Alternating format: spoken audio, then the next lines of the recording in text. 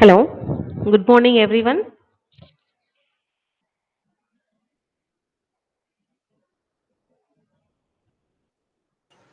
Hello. Good morning, Good ma'am. morning. Good morning. Your voice is not Actually, audible proper. Yes, ma'am. no, actually today there was a adjustment for analysis sensor has to take in the first hour. I think due to connectivity issues, again sir told he assigned me again. He said that he will be taking first hour, but due to Okay. connectivity issues, he was unable to connect. But anyhow, we'll be connecting, continuing the first this second Okay. hour. Okay, ma'am. Okay, ma'am. Sure. Okay, okay. Good Okay. Thank morning, you. everyone. Thank you. And in the last class, we have left with the topic like the challenges in implementation. We have seen all the EHR challenges. What are the drawbacks, the disadvantages, and all. Is the screen visible, ma'am? Is everyone screen visible? Oh no, not it. No, ma'am. Okay, one second. No, madam. One second. One second. Let me share again. Okay.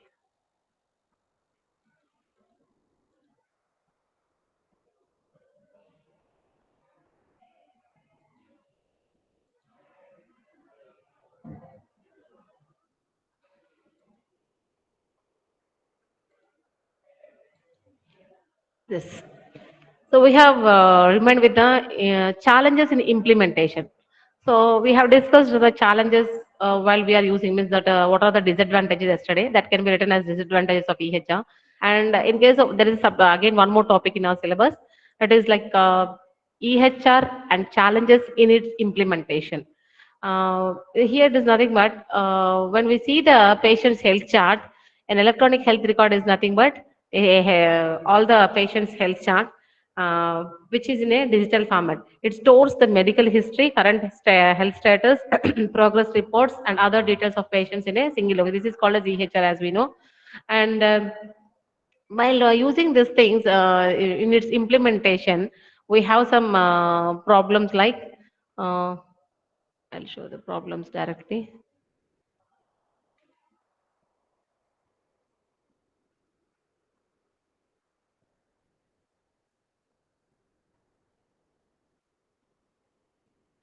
These are the challenges that we are will be seeing in the uh, this, these real-time records not only help in streamlining operations and workflow, but also in medical facilities. They will provide a broader view of patients' health, and also this the system sounds like a boon for healthcare practitioners, but it is not as simple as that. Yeah, but discussing that is this is this board will get by within a single click. We can get all the information of the patient chart, all the health systems, and then we can say all the things verbally. But in coming to the practical scenario, it is not as that much easy as we said. It has in most of the cases, EHRs are not bringing in the convenience that it is meant for its users, the healthcare practitioners. As per a study conducted by Definitive Healthcare, and 77% of clinicians believe that EHRs are one of the biggest causes of burnout because they need to do lots of work. When we go to the when we visit the doctor, generally when we go to the physician, he can advise or he can guide verbally whatever he can. But if he has to type all the things, then it will be a headache or double work or extra nothing but the manual for the physician. Regarding the lab reports and all, they have to give the same manner by typing typographical manner only. So that is different story. But in case of physicians, the scenario is completely, and that too, especially in outpatient department, not even in inpatient, that too in outpatient department, there will be a queue of patients for the appointment, and whatever the complaints, the patient complaining, he has to enter, and again whatever he got the knowledge, what his knowledge based upon the data provided by the patient, all things he has to record, and even what are the steps, what he diagnosed, what his um, what is his observation, that and all he has to write, and then for which it is going to be then which survey they have to do, how they have to do the proceedings, that also he has to do. enter all the things. So that will be is a little bit manual work, which will be causing headache, like not headache, it will cause stress like works for the physicians. We can say that it is very easy and we can get the details for so much time, for longer time, and we can it can be accessed through this hospital to that hospital, and from the department to this department. If the patient has to see the physician, MD physician, and he has to go for surgery, then the records can be transferred easily by single click. That and all is okay. But in the case of physicians, or who is writing or typing and saving the matter, that will be a headache, duplication, manual work. It is like typographical work. So because of this, most of the physicians feel like burning out sensation. Then not they will be feeling this double work, extra work. And then it requires medical practitioners to ensure accuracy of data, because nowadays even we can get a we may think that we can solve these things by using a data or entry operator or some any other person XYZ. But to ensure that the accuracy of the data entry of medical terms, that will be that way that it cannot we cannot get the accuracy data entry. And since it requires only practitioners, means who have this vocabulary, medical terms vocabulary, they can only do it accurately. And since the professionals are spending more desk time dealing with the patient data, they are losing out of actual time spent with the patients. This is what we explained. These professionals, medical practitioners or physicians, as they are spending their more desk time or the time, consultation time, dealing with the patient data entry, nothing but the typing, they'll be losing their actual time spent with the patients. Instead of helping improve patient care, they are spending more on the EHRs, or nothing but EHRs are the adversely affecting quality of care and patient experience. So this while implementing, we have to take. So this challenge has to outcome while designing a software. Initially, we told while designing the software, it should minimize the number of words that has to be entered. There is no what diagnosis. It has to be diagnosed. We have a doubt, or it can be suspicious. So these are this type of words, there is no need to type. So we have to minimize all the things in a protocol or the EHR patient history. Like automatically the words will be there, and then the side by which suspicious dash diagnosis, this one. Then after that, either confirmed or acute or chronic or suspicious, which category it belongs to. So one word for the disease, he is dying. Then next word, then this thing. So only simple word that will be also helping. Then like improving the things. So this is the biggest problem. Why if you see this, most of the scenarios or most of the hospitals in our India, nowhere we are following this electronic health record systems by the physicians. I have seen very rarely, not even a 1% of these things.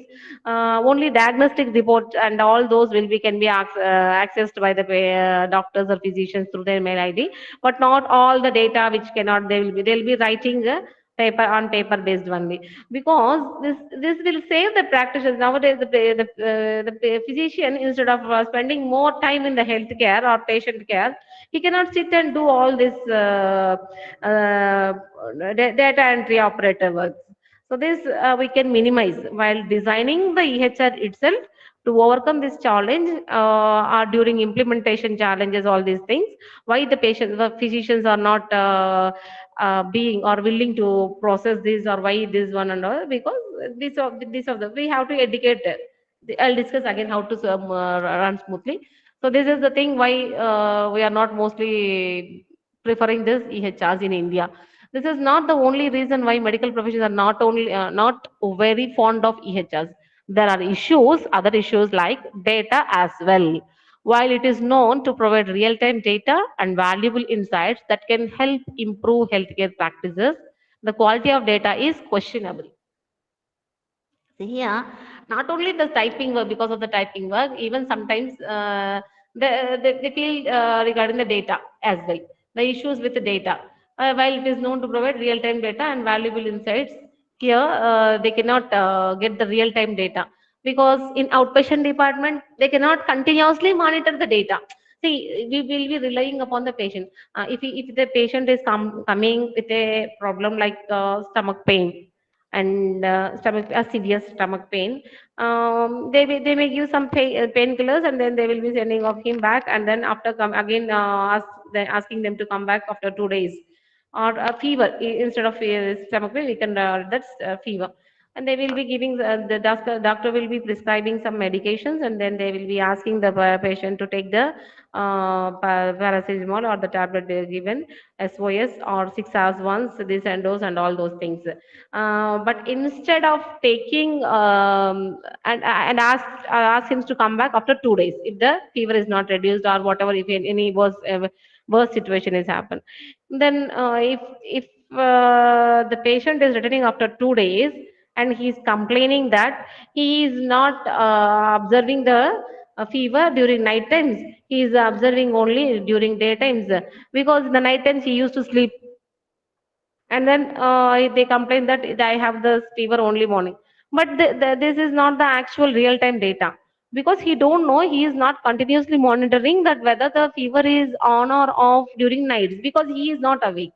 Based upon this, the diagnosis cannot be done that okay, only there morning times is coming. So might be this can be we can check with it. So it is having a regularity fashion of 12 hours in a once in a 12 hours or once in 24 hours like that. If they are giving wrong data, we can do some wrong assumptions and then they will be going for the malaria diagnosis. The diagnostic will be getting diverted. So this data is not that. And if you are typing and this fellow thinks that if he gives some treatment with malaria and is not getting subsided, and after that he is having fever, and he goes to, as the fever is not getting reduced, he will be going and visiting some other XYZ doctor, other doctor, and he will be transferring his medical records to that hospital. There, by seeing all this history, he will think that okay, might be not be, so might not be this one, and then he thinks again he will start the diagnosis, and then he will do. But the actual scenario, the next doctor may find out, he will be writing the test that if findings are like the fever is due to pneumonia or the plum or to the wheezing problem, or there's something the other reason. So this is the bad data product, better data is this one. In case of inpatients, it may not be that. So it requires not only we have challenges not only in case of this one, and then the patient data cannot be also real, or it is not that much real. And this is not the only reason why medical professionals are not data with while it is known real time. This is okay, this is completed. And with around 18% of records being duplicate, it poses serious risk in providing care to patients, and demands more attention from clinicians, contributes little in advancing healthcare technologies. So here, has around 18% of records being duplicate, it poses serious risk because of duplicating all this work. It causes serious risk in providing care to patients. Instead of some XYZ, some 10% or 11% needs an emergency attention, and the doctor is not able to provide the immediate attention due to the entry of all these things in the third or second patient. So we cannot attend the 10%, or so we cannot give the immediate patient care. So this is also, so we have to correct this one. We have to do some advances in healthcare technologies. And then and if you see these things, the same thing in US and all those things, these people are just they are recording all the data. They, when the patient goes to a doctor, they will talk like this only as we are discussing. The patient discusses all the complaints, and then the doctor describes all these things. All things will be recorded, and they will be sent for the manual work, the typographic work, to the through other companies, to other countries like India. We are doing medical coding and all those things. These people will be doing, and then they will be recording all the data. So this is an alternative they have searched there. So that is nothing but, so we have to do some advancing of healthcare technologies. Even now, if we are typing, if we are using Google, is sometimes there is no need to type and search. So we can do this type of improvements also, advancements also. When we are Googling, we can use voice search. Similarly, now so many these things are there. When we know there is no need to type all the things. If you are speaking this, it will be converted into vocabulary, and then the words will come up here. So these technologies also we can adapt. And in addition to that, the data has to be transferred manually from one system to other. This is also one more problem. And in the recent pandemic shed light of this problem, and this recent pandemic shed light on these problems as well as the need for improved data management systems to handle a large number of patients with ease. This is where developers like an ASP.NET development company. This also comes into the picture. This is the company ASP.NET. ASP.NET. This is a software like, and also this comes into picture. The crisis that the entire world faced in 2020 made healthcare technology professionals look at solutions for improvements in IHR. As when there is a problem, then only there will be a solution. So when we are facing the situation, when we are doing some work, if when we are writing the exam, then only we can see the question paper, and we can see the questions, and then we need to give some solutions. Similarly, when we are facing the situations, then only, or when we are implementing this in our this one, in implementing EHRs, we can see the challenges. And when some challenges or problems are arised while using this, then we can find out some advancements, or we can find out some other alternative solutions for this. So that is what the point is mentioned over here. And then now, as a healthcare provider, we might worry about buying an additional EHR software and increased cost of implementation. The management or nothing but a hospital. If it is a small size hospital, or is the hospital started by an individual doctor, instead of setting up a 10 bedded hospital, he cannot invest all the money into the purchase of this EHR. So this is an additional burden to the that hospital setup. So this is also a one more burden, and in case of a challenge in case of implementation. But what if we tell you that EHR systems can be optimized without compromising the interest of medical professionals and technology experts? We can optimize means we can reduce the we can design with less stress, or with less flaws, and more yields. That will is called as optimization. Then which comprising the interests of if they are more means we have to grab the attention of medical professionals and then technology experts. We have to sort out the problem together by taking the decisions of both the problems of the medical professionals and then some suggestions of the technology experts. And these are the ways to smoothly running EHR implementation. These are the given following one. And one of the biggest hurdles in implementation of any new technology, including EHR, is first one is resistance to change. People won't used to change as soon as possible when we ask them to change. Even we are unable to change we won't accept the change as soon as possible. So this is called as resistance to change. And apart from this, there is also a lack of knowledge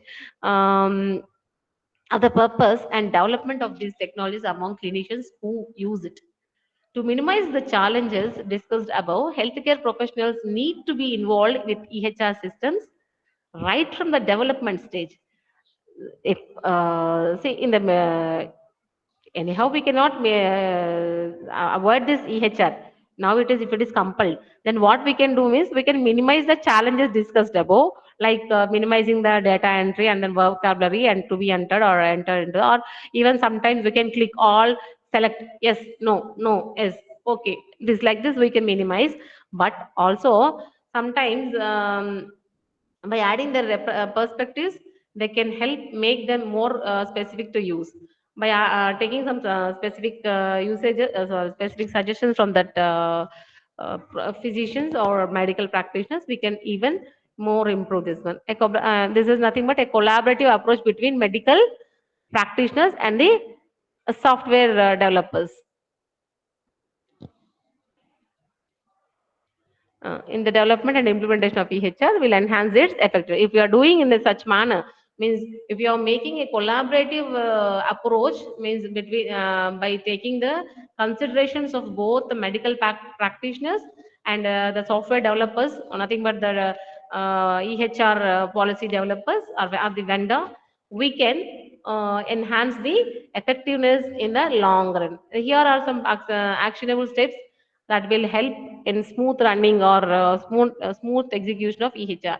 Like first one, mapping out the workflow.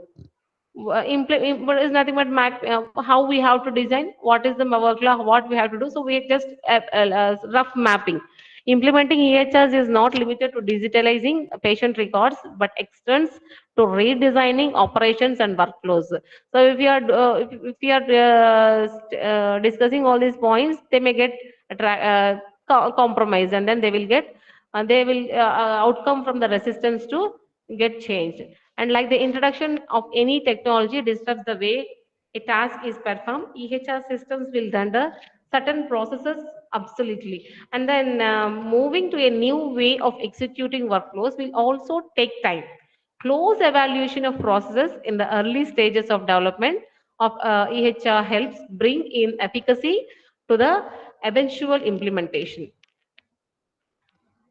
And take a good look at your clinic's processes and note where EHR systems can be helpful in improving productivity. Typically, tasks involving a number of people usually benefit by automation. Generally, we are telling the same thing right from the starting of the day of HIT or health information technology, the same thing we are discussing, but still we have to compromise all these things by explaining the advantages more in more. Once you have figured it out, you can analyze the current status and design workflows that will improve these processes to include them in EHR. And refining the systems. That's the next point. How you can do the overcome these problems is refining, not defining, refining the system during development. Means already existing the EHR system is already existed, but we are refining. Means we are improvising and we are making more friendly to the medical practitioners who are resisting to accept this change. So by making more friendly to them, we can imagine completing a problem and finding out that you used to the wrong combination of numbers in the beginning. Not only does the task get frustrating, but also takes away a lot of your time. This, that is writing as in one number initially it is not the thing, but when we are correcting it, it is a big problem only. But here, similarly, having the rework on EHR systems takes a toll on your time. It takes time, productivity, and money also. Include steps to prevent errors while the EHR system is still under development. The benefit of having medical professionals involved is that several issues related to usability and can be several issues related to usability can be prevented. So the EHR systems already, if you are refining these things, it is problematic only. But when we are doing this type of thing, we can have the benefit of having medical professionals involving in the several issues related to usability, and can be the resistance can be prevented. Although you cannot have everyone in your clinic on board to test the system, if there is no need of everyone. If everyone is on the board to test the EHR, then who will take care of the patient? So you can even create groups of the represent different departments. Choosing people who are experts at their jobs will help detect any potential problems quickly. So we have to first do like this. We have to choose some people from the hospital. In case of the corporate hospital, there will be a number of departments like dermatology, pulmonology, gynecology, etc., etc. So we, and from that again, the persons, experts, they can do their work routinely by doing these things and those things also. So we have to include such type of persons. Conducting a performance test done once the system is running further helps improve its overall functioning. Like this, it also improves the overall function. This enables users to enhance patient experience by reducing the load and time associated with EHR system. This will reduce both the load and time associated with the EHR systems development or refine. Since upgrading these systems might alter its functionality, timely checks and inspections are a great way to maintain efficiency. So upgrading also sometimes they may alter the functions. When we are upgrading even our Windows OS, it sometimes this that will be changed. Similarly, when we are updating our EHRs, this one totally we are when we are upgrading, sometimes the functions may get changed. So instead of that, we can timely checks and then inspections are great way to maintain the efficiency. So, and this is one more thing. And then if we are not, the functionality is not getting, if the functionality is not as previous, and suddenly when we upgraded the system and the patient, physician was trying to enter the data, that he never find the tab where he has to enter, that icon is not there. Then he may feel again problematic. So instead of that, we can, we can alter this. We can alter this by timely checks and inspections. We have to timely check up, and then if the doctor comes by 10 o'clock, or the the starts right, before that we have to check all the things when after the upgradation, and then we have to separate, and then we have to inform with a notice to the physician or medical practitioner who is using of this software. And then the second one, training clinical clinicians beforehand. Everyone who is involved in this or using this software, they have resistance to change is a result of people being comfortable with the way things have been done for years. By years till now, they were writing on a paper, so that they are more comfortable with that paper based records. But when digitalizing the maintenance of health records means people will have to shift to a new system of doing things. Instead of doing the medical work, they have to do some IT work also. They have to spend some more time with the computer. They may think like, why we are not computer user, we are not like that. So this is where training plays an essential role. We need to, for this, a seamless transition from paper to electronic healthcare professionals can offer their teams EHR training courses. The first step for a successful training program is to understand the level of clinicians' computer skills. First of all, we should develop, we make the clinicians develop somewhat soft skills, I mean the computer skills, and start with the basics of the EHR system and move on to more advanced tasks. The tech savvy medical professionals and the team can also be placed as mentors to speed up the process. Some technology people, they can also be placed here and there to as in the team, so that they will be guiding or they will be helping to medical practitioners here and there if any problem might they got any sudden doubt on the during the process. With the knowledge of the system and its usability in the early stages of implementation helps the team to adapt to change easily and prevents productivity problems. So we can and this concludes that like any other digital system, EHRs are also undergoing continuous innovation. So see, even we can think the digitalization of any other softwares, like any other software like Android. To take an example, everyone has an Android mobile. So in now and then we'll be getting some notification of getting version updated, upgrade your version. There are some updates. You just patch up that with updates. So nothing but not only the EHR, like every other digitalizations, EHR also have to be undergoing continuous innovations and some upgradations to make them effective in handling by healthcare contingencies like the pandemic, be it large scale or simply a process oriented need. Implementation of EHR this implementation of EHR is a complex process.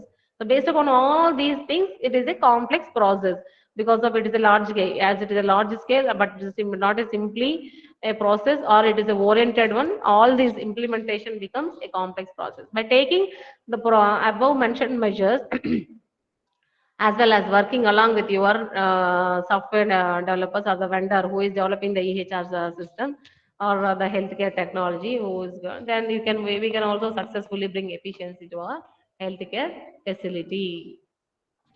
And this top 10, this one is like the general, again, some more general or other than the patients, sorry, physical medical practitioners resistance, some more are there. Like first one is cost of implementation. This is the major role. And there is no surprise that implementation is very expensive affair. And after that, selection, implementation, and optimization of EHR will take away again some more process, and the planned capital budget investment in the this work. When we are this may sometimes cross the budget what we have prepared. On a general note, the implementation process can be classified into five components like setting up the hardware, software costs, implementation assistance, training the staff, ongoing network fees, and maintenance. There could be unplanned expenses with the EHR technology during the implementation, because sometimes we may have to give the plug connections, or in the data internet connections here and there. Then again we need to do some carpentry work, or again some wide electrical works and some more. So these are all, not only these things. Sometimes suddenly, all of a sudden, the server is again power backups we have to give continuous. So some things with the some unplanned, some amount is also going to be expenses will be unplanned, will be also coming. So in case of cost implementation, these are the problems we will be seeing. And the resources implementation major hurdles, especially for smaller this is very it becomes the cost effective system may becomes very problematic to the small healthcare systems, or small hospitals. And then staff resistance, we have already discussed a lot. And then training is time consuming. So when we are giving training to the medical practitioners, instead of taking care of patients, this will be sometime of no work is done. So because of no revenue development with the patients, they are went into, they have been assigned into some more training. So before the implementation of EHS systems, the staff needs to be given through training about the new workflow, and the providers and medical team have to spend extra time, put in extra effort to understand the new system, to adjust their work accordingly. It is a time consuming process and a hassle for both the staff and the management. Because of this, small and mid-sized organizations fear the loss of business during the training phase, where the revenue is going to be affected, causing barriers to implementing EHR systems in their organizations. Also, the staff may at times consider it as unnecessary effect. Sometimes the staff may think, why this and all? We are going to treat the patients. What is the use of this one? So they may also think like that. It is an unnecessary effort. And then lack of usability. If the EHR system is inadequate to fit into the existing workflow, providers find it difficult to adapt to it. The one size fits all the rule does not suit the EHR system as a workflow of the therapist compared to that of a cardiologist, and likewise. These flaws in the design or inadequacy of training, it decreases the ease of using the EHR software. And this compromised healthcare data can have fatal consequences on patient health outcomes. And then the thing, data privacy, we have discussed yesterday a lot. We need a privacy. Another major challenge of EHR is data privacy concerns of the patient and provider community, both the patient and provider community. The stakeholders often voice concerns over the risk of data leakage due to a natural disaster or a cyber attack. The federal rule has imposed a national policy to protect the confidentiality of personal health data. And in case of a security breach, the organization may get into the legal hassle, and they have to spend millions of dollars to settle the dispute. As we are written in the contract, part B of EHR contract signature, in the part that deals all with the rules, and then the vendor has to pay penalty in millions of dollars to the management of the hospital. Hence, it becomes a major responsibility of the provider, nothing but the vendor, to ensure the data security of the AHR systems. And then the data migration. The next problem is the data migration. It is a logistical nightmare for the staff to export paper-based documents to digital records. See, till now we were having all the papers data. All of a sudden, we want to digitalize the hospital. It's a big progress. All paper based things, and they have to be digitalized means it's a nightmare only. There will be large chunks of documents about the medical history of hundreds of patients, and data entry might become a tedious and time consuming task for the staff. This is one of the major implementation challenges for the hospitals, and effort is double if there is no proper format in the front, because we need to maintain the patient records for 10 years of a outpatient, and then 15 years for an inpatient details. We have to maintain, the hospital has to maintain all the details. And the limitation of technical resources. This is one of the EHR implementation challenges often faced by the small clinical often faced by the small clinical establishments and private health practitioners. They rarely own an in-house team with technical expertise and provider supervision. Moreover, they might not have the required hardware to equip the EHR solution. They might be not having any other hardware to equip this EHR solution. And it is a huge expense to build an in-house team with proper staff, with adequate expertise and buy hardware, which is a common reason for all small and mid-sized healthcare providers for delaying EHR implementation process. Why they are feeling burden means these are all the reasons. Limitation of technical resources and interoperability. Yesterday we used this term. It's nothing but the process of integrated health data to be accessible for easier information exchange.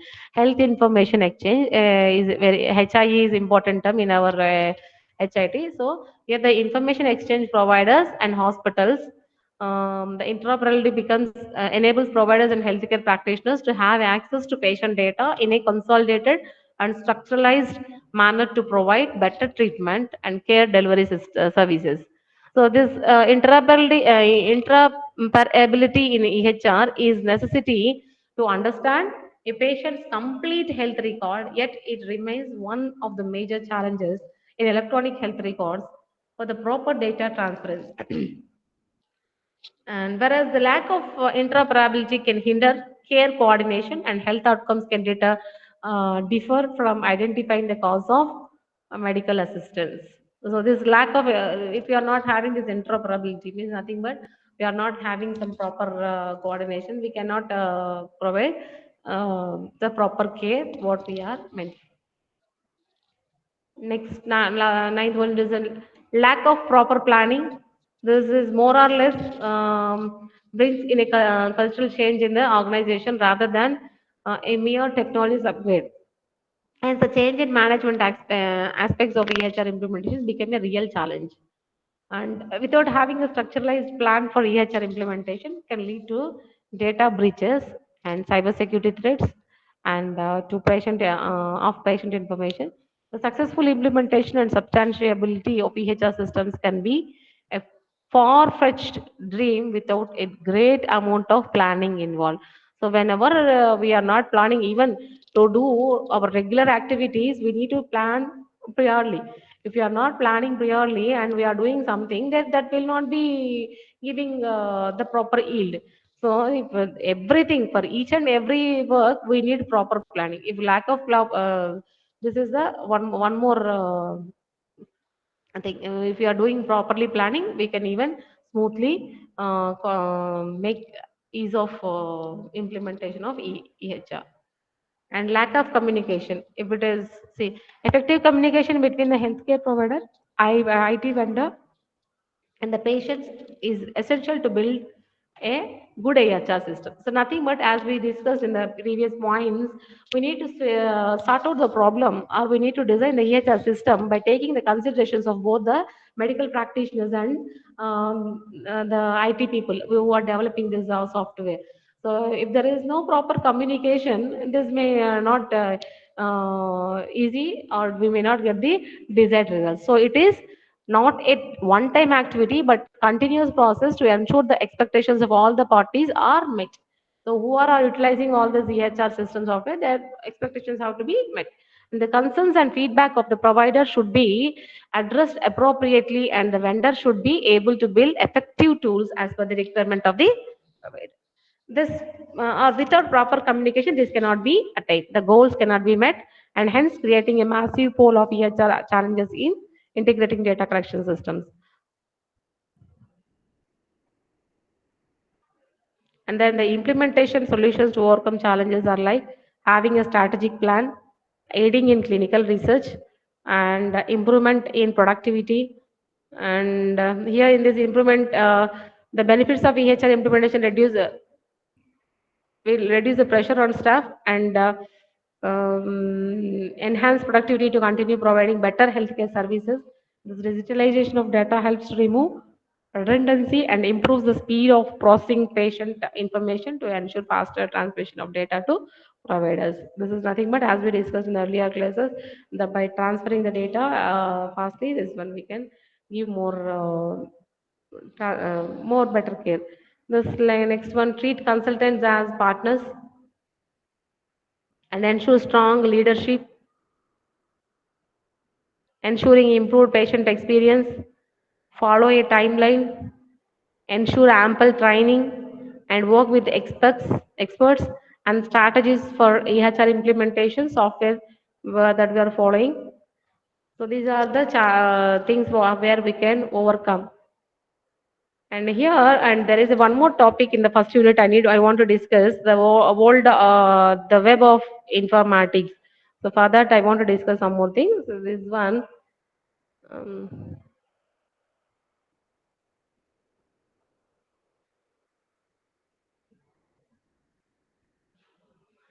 informatics and introduction, the world of informatics. In unit one last topic, unit one last topic. This is my. Um, See, what is in informatic means computer science in English, and in case of German, it is informatic. These are the terms. And history of informatics, like the term adapted, and then this one. And definition. The informatics is discipline of science which investigates. This is important.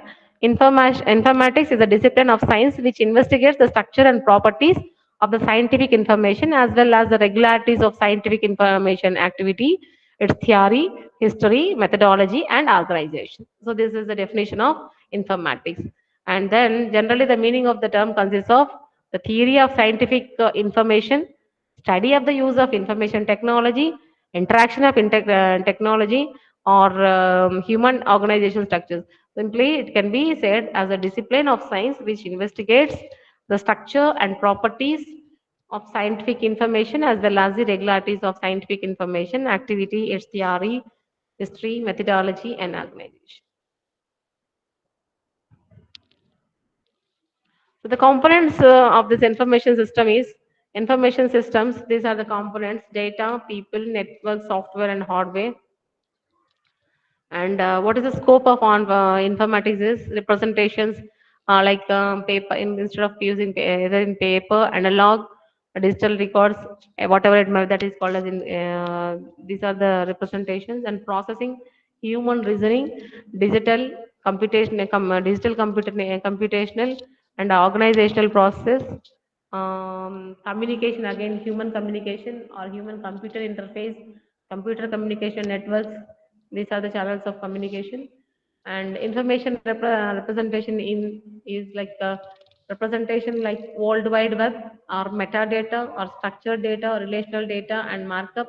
So these things can be the data, paper, analog, digital records can be either they can be represented either in the world wide web or as a metadata or as a structured data or relational data or markup.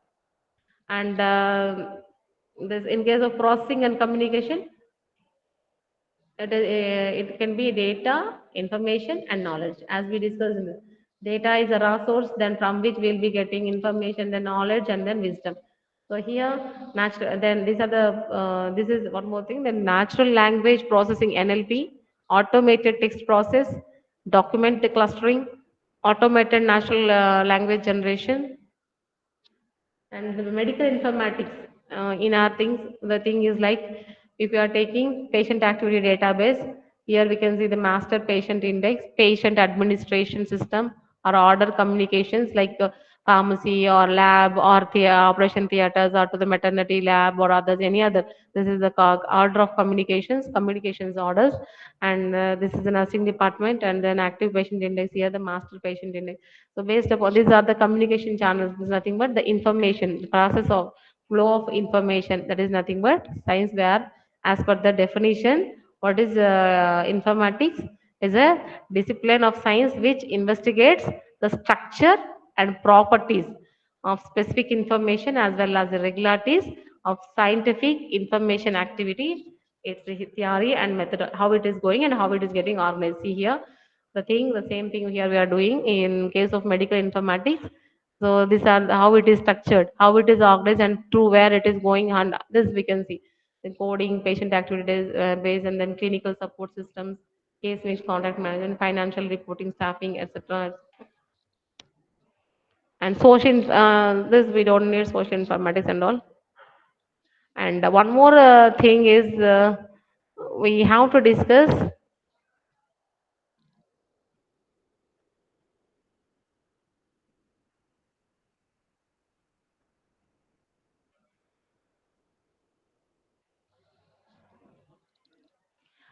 There is a small point in case of this one, unit two. What is that? That is like a bedside or point or care systems, human factors, and the EHR.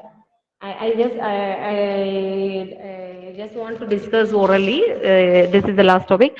So here, if in an ICU or in a patient who is unable to do his own works, or in even sometimes home, and he or in case of this one paralysis, or he is able to express his one when if you see the persons, they have the brain attacks or all those things, there they cannot move away from the bed, and they will be continuously bedridden only. So in such times, the patient feelings can be noted down or recorded by using even EHR systems, by simply choosing the options like yes, okay. This is what have you feeling? Are you have you lunch, or have you feeling pain, or is it okay, or anything? They can do the things, but they cannot express their, or they cannot talk. So at this bedside point, we can also use this healthcare technology or health information technology here, and this can be transferred to the physician, and there they can be seeing all these things even from the home to the doctor through this channel, cloud based, and then they can tell, is whether the patient condition is getting improved or not. So that makes easy to monitor and give more patient care, better patient care. This completes both the unit 1 and unit 2. Any doubts? I rushed up today because I think till 12 o'clock time will be there, right? I am in a way that it is 11:30. Okay. Hello? Hello? Is there anyone?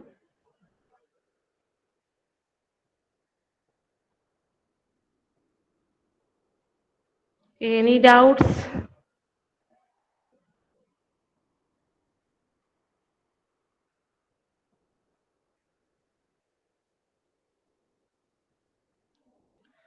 Okay, this completes the unit 1 and unit 2 syllabus. Thank you, one and all. Is there anyone?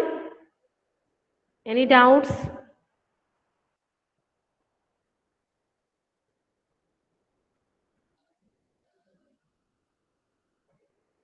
Okay.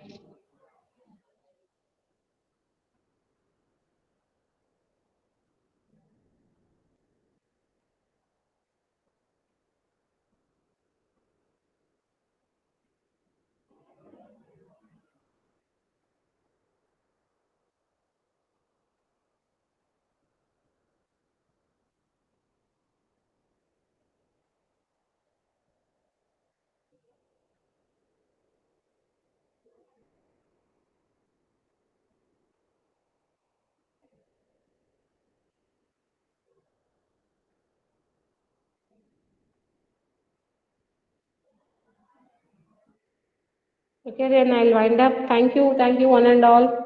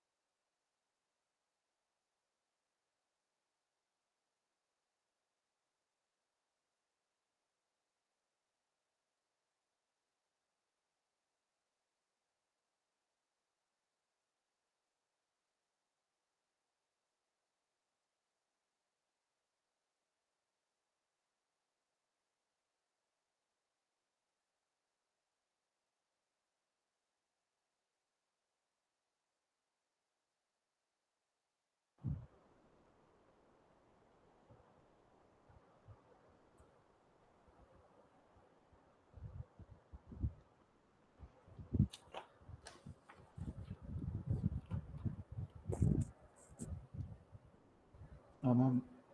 Hello, ma'am. Yes, ma'am. Yeah, I saw your mail, ma'am. I saw your mail.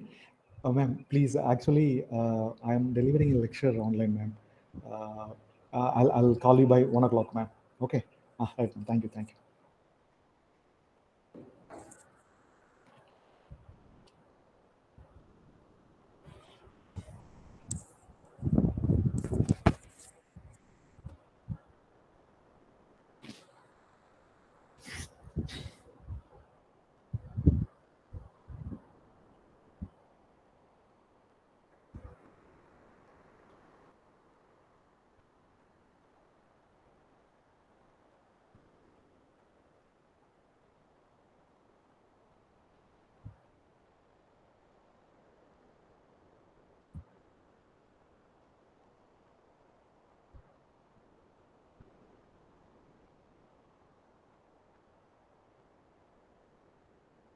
Hello.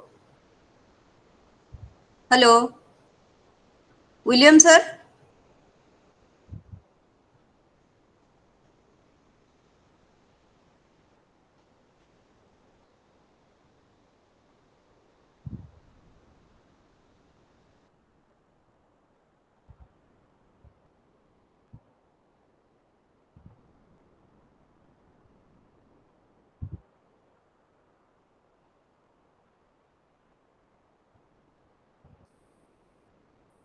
Hello, good afternoon, all.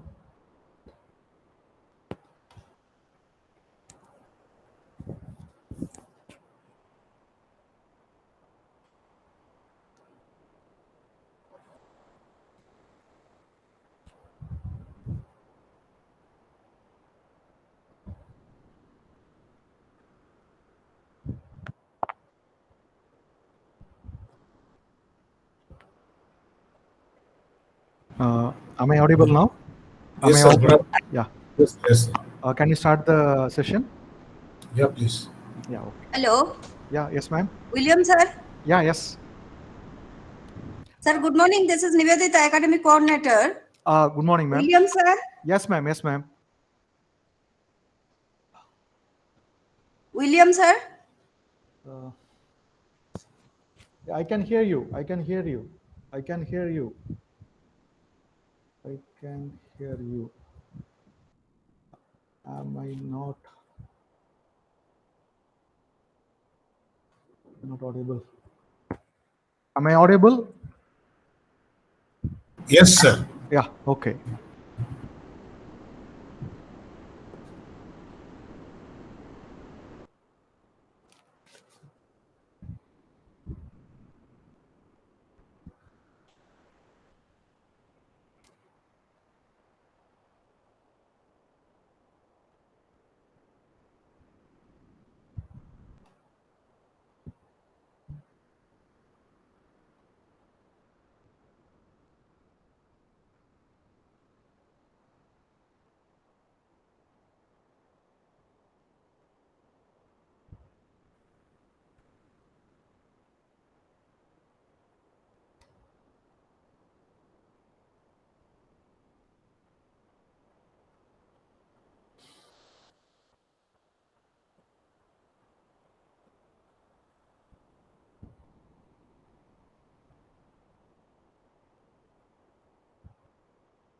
Is my slides visible? Yes, sir. Yeah. Okay. So shall we start the session? Okay, sir. Okay. So good afternoon, all. On the outset, I'd like to thank Dr. Gopal sir for providing me with an opportunity to deliver a lecture on this clinical trials. A brief introduction, I'm Dr. William, working as a professor in the Department of Pharmaceutics, Swami Vivekananda College of Pharmacy, Tamil Nadu. So these are the contents what I plan to deliver in my lectures over the 2 days, today as well as tomorrow. What I plan to deliver is like we'll be seeing the various aspects of history, a little bit of history of clinical trials, introduction to clinical trials, types and phases of clinical trials, post-marketing surveillance, bias in clinical trials, randomization, and blinding in clinical trials, vulnerable subjects, guidelines, the ICH, GCP, and CDC SO guidelines, ethics in clinical research, composition and functions of institutional review board, informed consent form, and safety monitoring in clinical trials. These are the contents which we'll be discussing over the 2 hours. So to start with, what are clinical trials? So clinical trials are a set of procedures in medical research which are conducted to allow the safety and efficacy data to be collected for health interventions. And what does ICH defines, or how does ICH defines clinical trial? It's like any investigation in human subjects intended to discover or verify the clinical, pharmacological, and other pharmacodynamic effects of an investigational product, and to identify any adverse drug reactions to this investigational drug, or to study the ADME, that is the absorption, distribution, metabolism, and excretion of drug, with the objective of ascertaining the safety and efficacy. So overall, clinical trials are conducted to ascertain whether the drug which is being taken is safe and efficient in the given dose. So this clinical trials can also be termed as randomized control trial. So what are clinical trials? So generally, these are studies or research studies which involves people. So this clinical trials tries to answer scientific questions and find better ways to prevent, diagnose, or treat disease. So this translates the results of basic scientific research into better ways to prevent, diagnose, or treat disease. So coming to the different types of clinical trial, there are 4 different types of clinical trials. So first one is a treatment trial. Here what we do is we test new treatment.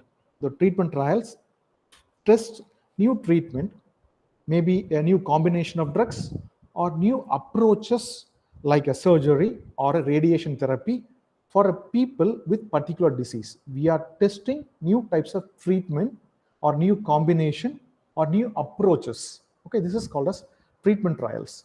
Next one is the prevention trial.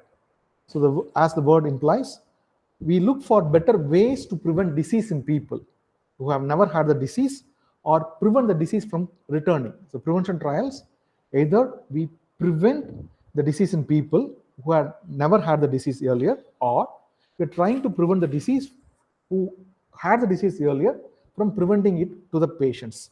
So these approaches includes medicines, vitamins, vaccines, minerals, or any sort of changes in the lifestyle. And third thing is screening trials. Here we test best ways to detect certain diseases or health conditions. The last one is quality of life trials, or also called as supportive care trials, where we explore ways to improve comfort and the quality of life for individuals with chronic illness. To move on, why it is required? So in a drug development process, say for example, we are filing an investigation new drug, what we start with preclinical studies. And what are preclinical studies? These are studies which are done on animals. So based on the data which we have done on the animals, we are going to do a further research, which we call it as a clinical trial.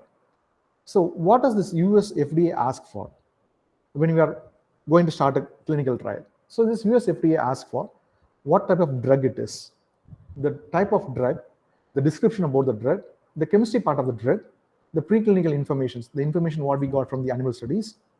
If at all we have done any sort of studies on the humans earlier, an investigator's brochure which contains the detailed protocols of how we are going to do or carry out a particular study, a clinical development plan, and a protocol on investigators' submission for first phase or the phase 1 studies. So what we get from preclinical testing. So in the animal studies, what we do is we get to know about whether the drug is safe. Second thing is whether it affects any other body system. Say for example, we are given a drug, the apart from the intended use, if it is intended use or intended organ where it has to act upon, whether it is still affecting any other body or systems. Okay. The third thing is whether the dose which we have chosen is effective. Fourth one is the pharmacodynamics. What is pharmacodynamics? It is nothing but what the body does to the drug is the pharmacodynamics part. Next one is pharmacokinetics. What is pharmacokinetics? What the drug does to the body. That is pharmacokinetics. And next, whether the drug which is being chosen for study is a carcinogen, whether it can cause any sort of whether it can turn into a carcinogen and can cause cancer in the subjects which we are taking for studies. Next one is whether the drug is teratogen, whether it can cause any sort of abnormalities in the genetic makeup of the individual. And the last and the most important one is whether it can cause a cancer or it can cause a birth defect. So the last one is important. Why? Earlier we have seen we are administering a drug in the animals and we are just seeing whether the drug has got any sort of ill effects on the animals. And now this one, whether it has been transmitted to the next generation, whether it is having genotoxicity or not, that should also be studied. Talking about once when we get the preclinical data and when we have satisfactory data with us, next we apply for the clinical trials. Okay, so what happens there is like we have 4 different phases. We will see a little bit of brief about these 4 phases, and we'll look into details of all these 4 phases in the coming session, in the later part of the session. Okay, so in clinical trial phase 1, we test on a small group of people. A group is range from 20 to 50 people, and these are healthy people. And we are trying to evaluate the safety and trying to determine the safe dosage range in this healthy people. This is phase 1 trial. Next is a phase 2 trial. Here we do a study on selected group of patients, which is a little bit more in number, 100 to 300, and to see whether the drug is effective, and we are further evaluating the safety of the drug in patients. Earlier it was healthy people, now we are checking it on patients. Third one is like we are going to check on a larger group of patients. Here the larger group of patients is around 1,000 to 3,000. Okay, here also we are going to confirm the effectiveness, monitor the side effects, compare it with commonly used treatments. Say we have a treatment which is going on, we are just going to try to find out whether the treatment is effective against the commonly used treatment which is available. Okay, and we will try to collect as much as information as possible. And last one is phase 4. Here, after the drug has been marketed, we are going to study the additional information, including the drug risk, benefits, and optimal use. This is called as post-marketing studies. So now, to move on. A little bit of history of these clinical trials. So this earlier recorded history dates back to the biblical description earlier in 500 BCs. And after that, the journey has moved on from dietary therapies, legumes, lemons, and to drugs. After the basic approach of clinical trials was described in the 18th century, the efforts were made to refine and design and statistical aspects. And now there are so much of regulatory things which have come into play. We'll see one by one. Okay. To start with, the earlier or the first known clinical trial was conducted by a king called Nebuchadnezzar. It is there in the Bible, where it has been noted that the king wanted to have some sort of young men into his service, and he has chosen some 30 people, and he was ordered with the officer to take in charge of those people, and the king ordered them to have the royal meal for them. Daniel being a Daniel being a godly person, he don't want to take the royal meal with meat and wine. So he wanted to avoid that, and he told the officer in charge to excuse him with the royal meal, and he wanted to take some sort of food which was not, what to say, um, which was it's a simple food like fruits and juices. And the officer told that I can't disobey the king. I'll allow you still. I'll allow you for 10 days. And if I see anything which is lesser than that of the people who are taking a royal meal, I'll put you in the food which has been recommended by the king. They took 10 days of food, and these people were literally glowing compared to the people who had taken royal meal. And that is how we can say that this is the first clinical trial recorded. Okay. The second thing was taken by what to say, Avicenna in the year 1025 AD. So he suggested that the clinical trial is a remedy which should be used in its natural state in disease without any complication. Next recorded evidence was by a surgeon who was serving in Marshal de Montigny. He was responsible for what to say, if wounded soldiers, for treatment of, he was a surgeon actually. He was responsible for wounded soldiers. He was using some sort of hot oil where he was treating those wounded soldiers with that hot oil. But at that time he had a shortage of oil. So what he did was he made a little bit of new treatment using yolks of eggs, oil of roses, and turpentine. And one set of people he gave this treatment, and the other set of patients he gave oil alone. So in the night he was wondering whether what will happen for the soldiers who was tried with this new medicament. But to his surprise, when he came and checked for the next day, people who were treated with this new treatment, they were far better than the people who took the conventional oil doses. The people who took conventional doses were having bruises, they were having inflammation, they were having fever, and they didn't sleep well. But once when compared to the soldiers where the infection was less, inflammation was less, and they were far more better than the patients who would require the conventional therapy. The next thing came from James Lind. He was again a clinician who was having a clinical trial with scurvy while he was treating sailors there. So this is early recorded clinical trial on scurvy. Next came in the year 1800s, where the term placebo was first used. You know that placebo is an epithet given to any medicines more to please than the benefit of the patient.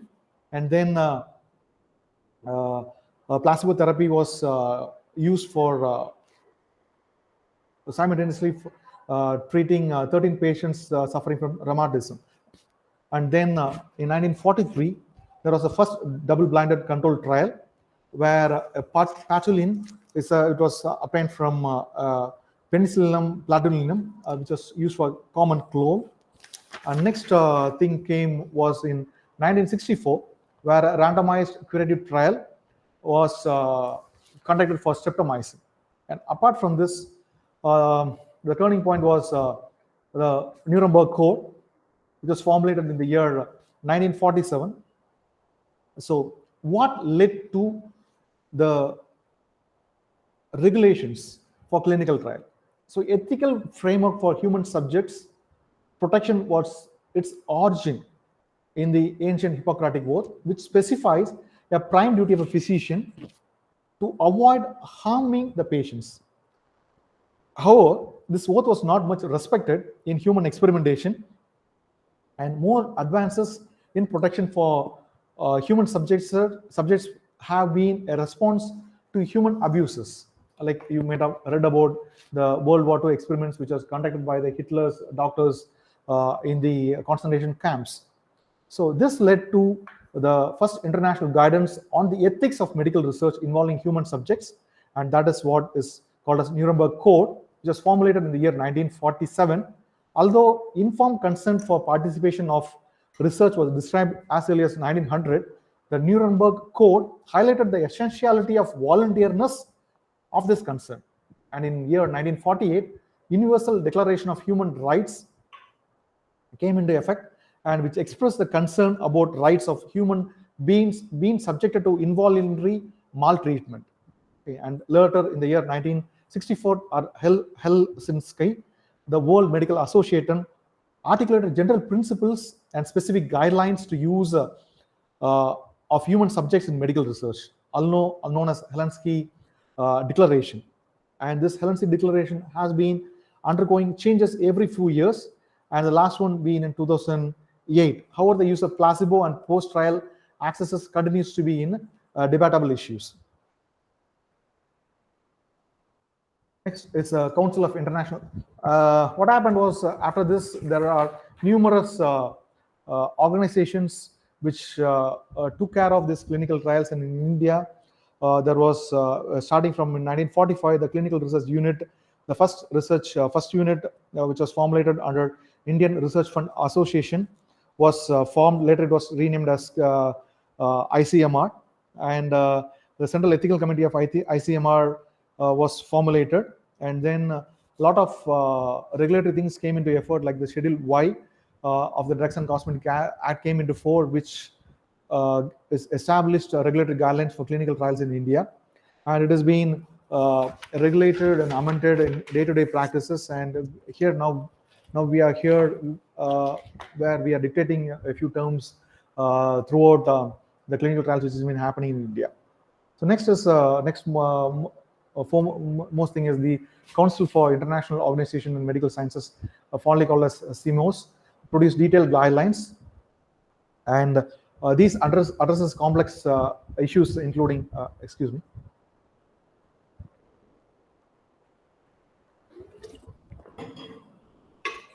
HIV and AIDS research, availability of subject treatments after the study ends, women as research subjects, safeguarding confidentiality, compensation for adverse events, and guidelines on consent.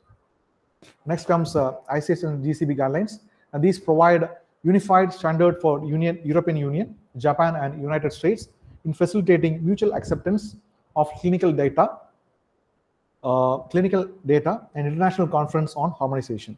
And next is the good clinical practices guidelines, which was developed with considerations of Australia, Canada, and Nordic countries and WHO. So CGP guidelines are like the North Star in the sky, which you may never reach there, but it is an aim to reach there. Clinical development plan is a successful clinical research processes, requires a lot of money, time, human and other resources, and careful planning. It's not a single person's job. It requires a lot of people's effort and a lot of coordination. So who are the players who are involved in the clinical trial? First thing is regulators. Next comes sponsors, the CROs. So it goes like this: clinical research organization, CROs and regulators. Okay, and it has been divided into the medical directors, project managers, the clinical research associates, regulatory personnels. Then comes the institutional regulatory board, then the investigators, sub-investigators, again the clinical research associates and subjects. So these are all the people who are involved in getting a clinical trial done.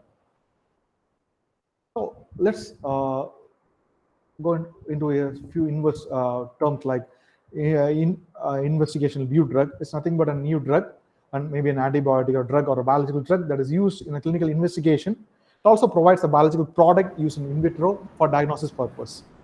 Next is an institutional review board. It's a committee of physicians, statisticians, researchers, community advocates, and others that ensures that a clinical trial is ethical and that the rights of study participants are protected.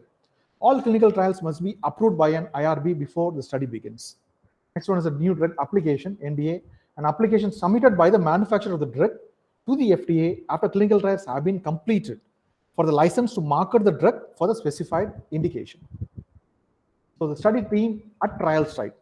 The study team at the trial site includes investigators, co-investigators, study coordinators, paramedics like nurses and pharmacists.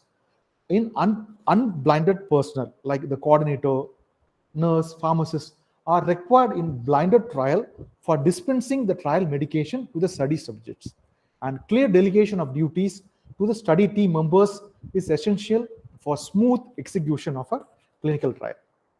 So, individual members of the study team can be delegated with specific trial duties such as recruitment of subjects, correspondence with EC, CRO, and sponsors, storage, dispensing, and accountability of drug, compensation of source documents, completion of consent forms, medical management of the trial subjects, reporting of this adverse events, logistic management, resolution of data inquiries, patients visit scheduling, protocol compliance and follow-up, maintenance of site master file, compliance with this good clinical practices and regulatory guidelines,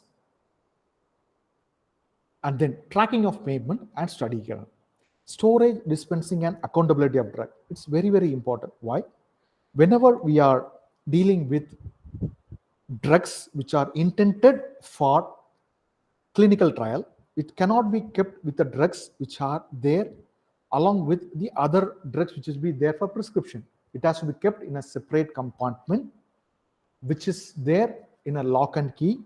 There should be separate files maintained where it will be kept for clinical trials alone. The documentation are very, very, very important. Okay. Next, a review of ethics committee operation. Yeah. The slides are not moving, sir. Where am I now? Very first one. I'm really, really sorry. Okay, sir. I have been in slide number 20 now. Okay. Can I close it and can I do it again? It's okay, sir. At end of the study, end of the class, you can just give a glance. Now Okay. we are into it. Okay, sir.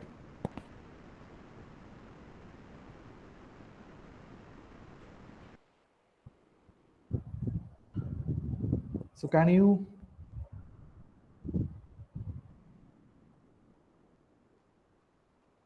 Sir, is it okay now? Is there? It's in 20. Can you move up and down whether it is Yeah, changing or not? I'll do one thing. Now it's 21. Yeah, Still? now Okay. changing. Yeah. Right. Thank you. Let it be in this mode. So that I was in the presentation mode. Let it be in this mode so that it will be visible to you. Okay, sir. So thanks for pointing it out, and sorry for the inconvenience. So a review of ethics committee operation.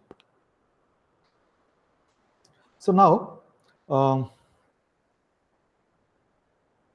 we should have a committee like the institutional review board, and this should have at least 8 to 12 members. And the chairman of the ethics committee should be from outside the institution, usually a non-affiliated member. And the quorum of these should not be less than 5 members. It should be a medical scientist, a pharmacologist, clinician, theologian, or a social scientist, ethicist, a legal expert, or a lay person. So no clinical trial should be initiated at any site without obtaining written NOC from the respective ethics committee. And if any investigator or study team member is a part of the EC, they should abstain from voting on their research proposal. And the version number of all essential trial documents approved by this ethics committee should be clearly mentioned in the approval letter. All serious and unexpected ADRs should be reported to the ethics committee within 7 working days of their occurrence. So this working days 7 is differing from countries to country, and in India it's 2 weeks. It has been mentioned as 2 weeks now. And this ethics committee should maintain its record for at least 5 years after the completion or termination. Sometimes the study may be terminated before early termination of the studies might have happened.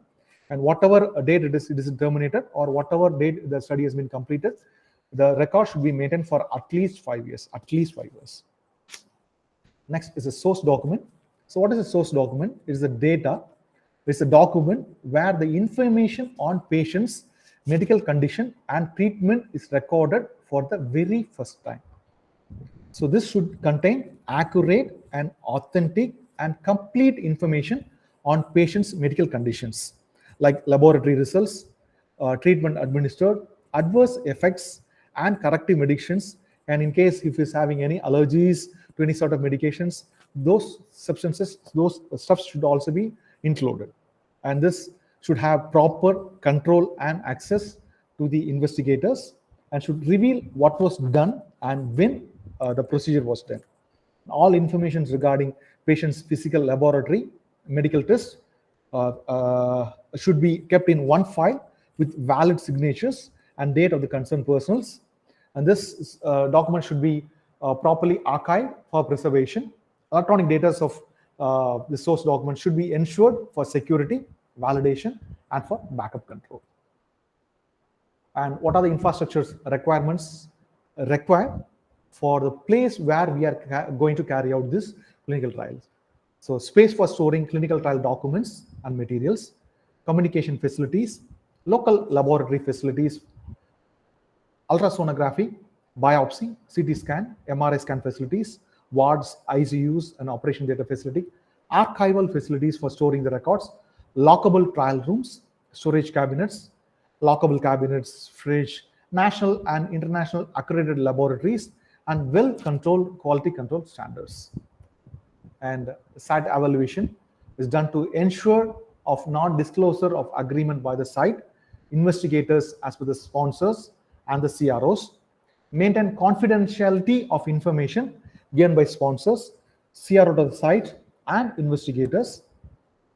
And then sponsors, CRO evaluates the sites and they review the qualification of the study team members, and then they evaluate the composition, operations, easy operations, system, source documentations, practices, and infrastructure to the sites. And what is the process of site evaluation? Like the sponsors, CROs approaches the investigators site for discussing a clinical trial proposal. And then the investigators concurs or the approval is obtained based on the study protocol which has been discussed. And this NDA, non-disclosure agreement, is executed between the investigator and the sponsor or the CRO of the investigator. And they provides this detail on studies feasibility and the questionnaire. If the investigator's response is satisfactory and meets the expectations of the sponsor, a CRO or the site evaluation visit is ensured. And then the site is either selected or rejected based on the site report of the site evaluation done by the CRO or the sponsor, whether the investigator's study proposal which is being done can be carried out in a particular study or not will be based on the report which has been submitted, and it will be either accepted or rejected. Means either the study will be the site is selected or it is being rejected.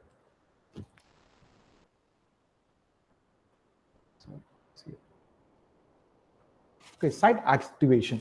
What happens here is the sponsors or CROs come forwards the following documents to the clinical investigator for review and completion, like the study protocol, patient information sheet, which should be there both in English as well as in the common language, investigator's brochure, case report form, insurance and indemnity certificate. In case what sort of insurance is being given or taken to the patient, and then indemnity certificate, if something happens, who will be taking care of the patient's things, formalities. Format of undertaking by the investigator, draft of CTA between the investigator and sponsor and the CRO, regulatory clearances like the NOC which has to be taken. Okay, so number of copies of the above documents for ethical clearance application. Site is selected for clinical trial after successful evaluation of the site by the sponsor and the CRO. So careful clinical trial drafting and suggestions can avoid these issues, payment delays, frequent amendments, retain dedicated study personnel can be avoided by carefully drafting all these steps. So investigators training meeting is conducted to provide a uniform understanding of the protocols and processes to all the participants in order to avoid any sort of errors in the subjects what we are involving.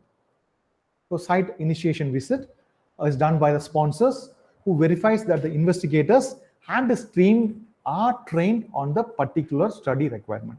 So what we do is that we conduct an essential trial documents, roles and responsibility of each team member will be assigned, facilities, roles of sponsor, and study lines will be assigned and will be delegated to individual persons. IRF, ICF, and CRF will be delegated. SAE and ADR reporting, a policy decision will be taken. EC and NOC application requirements will be submitted. Source documents would be taken care of. Study storage, drug storage, and accountability will be delegated. Randomization procedures and data management will be taken care of. Audits, inspections, and archival will be done. And what happens now?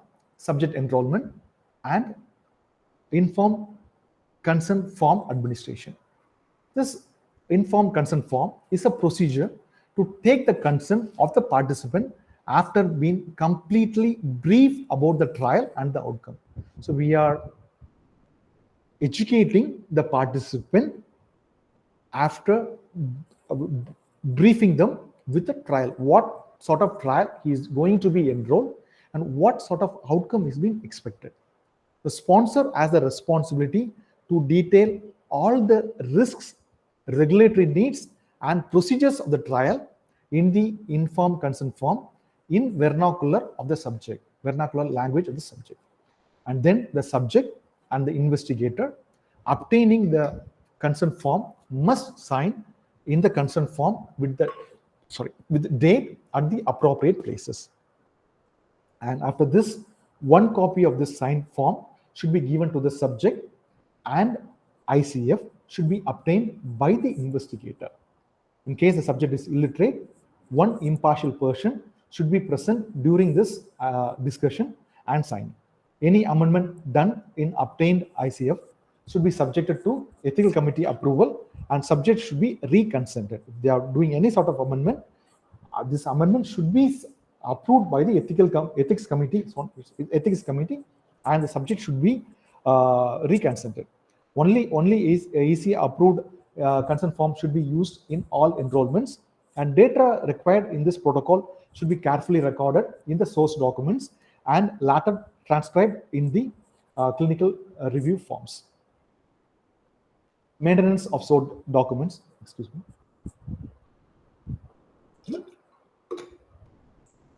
Sorry. So source documents should tell the complete story of the trial and aid in reconstruction of total information.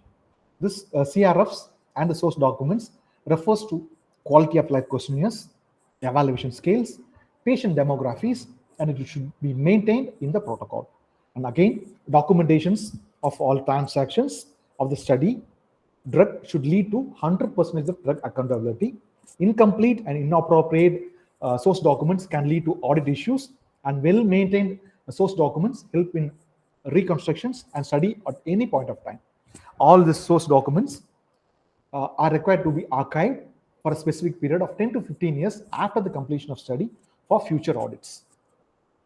And as good source documents should contain, should be able to address all the following things like ICF process, pre-existing conditions and relevant history, laboratory reports and results, efficacy evaluations, adverse events and collective medications, drug accountability, progress note, and ongoing patient status. So with this, we are completing the first part of the thing. And second part is types of clinical trials. Okay, so based on the types of clinical, based on the behavior of the researchers, clinical trials can be classified into observational trials and intervention study. So here in observational trials, the investigators observe the subjects and measures the outcome. They don't actively manage the study. In intervention study, the investigators gives the research subjects a particular medicine to compare the treated subjects with those receiving no treatment or standard treatment. So based on the inference, the investigators measures the health changes, if at all that has been obtained.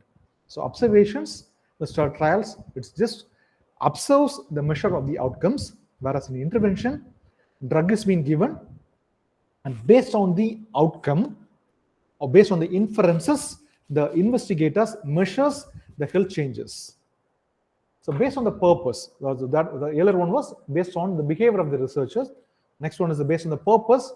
It can be further classified into two things: prevention trials and screening trials.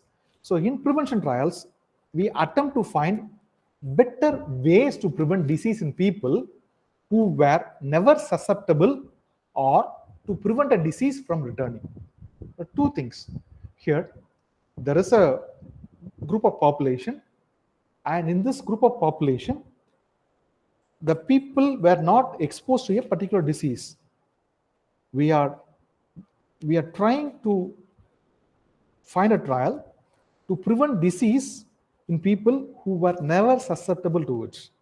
Second thing, there are patients who have been encountered with a particular disease, or we are trying to find ways to prevent disease from returning to those people. And these approaches includes medicines, vitamins, vaccines, minerals, and lifestyle changes. For example, we can try prevention trials in type 2 breast cancer prevention trial. Next one is screening studies. What happens here in screening studies? Here, the best way is to detect certain diseases or health conditions. The study of cases and pattern of disease is called as epidemiology. Most epidemiological studies are observational studies, and there are three types of observation studies, like cohort studies, case control studies, and cross-sectional studies. Next, diagnostic trials. Here we find better alternative for diagnosing a particular disease or condition. For example, the study tests or procedures that could be used to identify cancer most accurately. And diagnostic trials usually includes people who have signs or symptoms of a particular disease. Next one is a treatment trial. It efforts testing experimental treatments, maybe a new combination of drugs or new approaches to surgery or radiation therapy. So these are conducted with diseased people as test subjects. So they aim answering specific questions about and evaluate the effectiveness of a new treatment or a new drug or a new approach of treatment using a standard treatment. Next one is quality of life trials. Here, what we do is we find ways to improve the comfort and quality of a life of individuals with a chronic illness. Next one is expanded access trials, also known as compassionate use trials. It provides partially tested, unapproved therapies to a small number of patients who have lost all realistic options. Usually, this involves diseases for which no effective therapy has been approved. A third classification is where the trial design allows changes based on the data accumulated during the trial. Next one is a fixed trials. So here it considers existing data only during the trial design and does not modify the trial after it is been, or even not access the results until the study is complete. Next one is an adaptive clinical trial. Here this is a little bit flexible, where we use existing data to design the trial and then use inferred result to modify the trial as it proceeds. So modification includes dosage, sample size, drug undergoing trials, a patient selection criteria, and a cocktail mix. So this adaptive trial often employs a Bayesian experimental design to access the trial process. Okay, so these are the different types of clinical trials. Next, we'll go into a design of clinical trials. How we can try. Talking about design of clinical trials, we can broadly classify these design into two things. One is observational trials. Next one is experimental trials. Observational can also be called as non-experimental, where what happens is there are three different types, like cohort, case control, and cross-section studies. And experimental are randomized clinical trials and non-randomized clinical trials. Okay, what is a cohort study? A population at risk for a disease events is followed over time for the occurrence of disease and events. What happens here? Is it logically possible? Means the answer is yes, it's possible, but it will take maybe a number of years to take particular data. This study is used to estimate how often disease or life events happen in a certain population. Say, for example, we take a village, and the village are fond of taking high protein or high fat diet. And what may happen is, what may happen, people at a population of around 40 years or so may end up in a conjunctive heart disease, or they may have some cholesteremia or something like that. So we have to follow the entire population from the time where till they get the particular disease. So these are the best methods for determining the incidence and natural history of the conditions. Okay, so what we do is we take a population. We are, say for example, smokers. We divide into two categories, like exposed, who are generally smoking, active smokers, and another category is that we are unexposed, they don't smoke. And for both the cases, there are chances we may end up with lung cancer. So what we do is we study the population of exposed people who end up with lung cancer and exposed people who don't get a disease.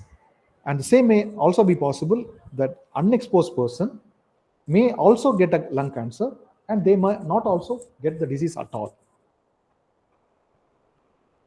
These studies may be either prospective or retrospective.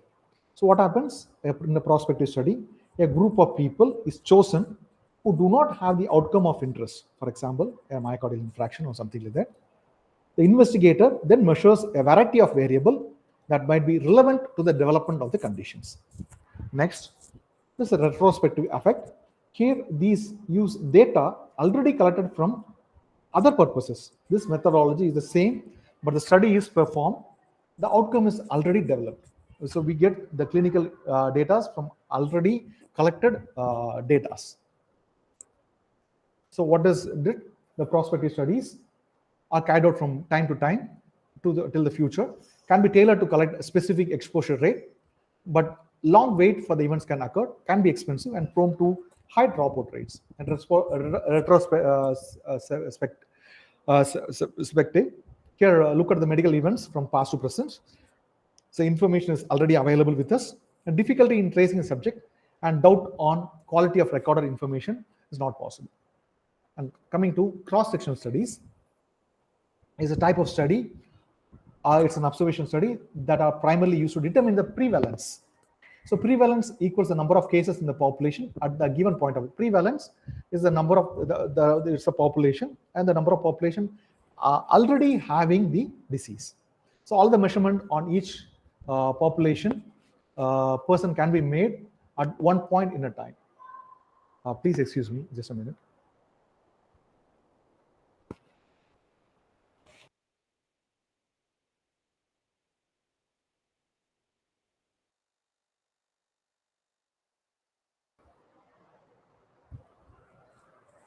Sorry. So all the measurements are on each person are made at one point at a time. Okay. So the prevalence is calculated based on the total population and the total number of cases at any given point of time. It means the patients are already there. Okay. Case control studies.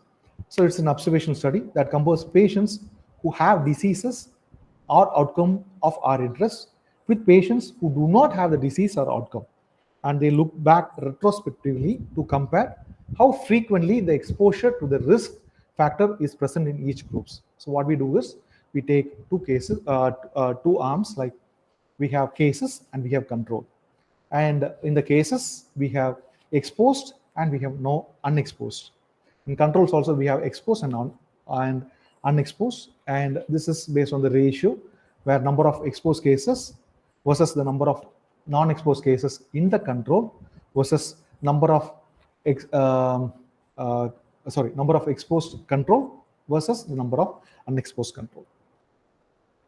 Okay, so next one is the advantage is it's efficient, it's used for rare diseases and small sample sizes, can generate hypothesis for future study. And disadvantages is susceptible to bias call and reporting, prone to methodological errors, and selection of an appropriate companion group may be difficult. Next one is an intervention studies.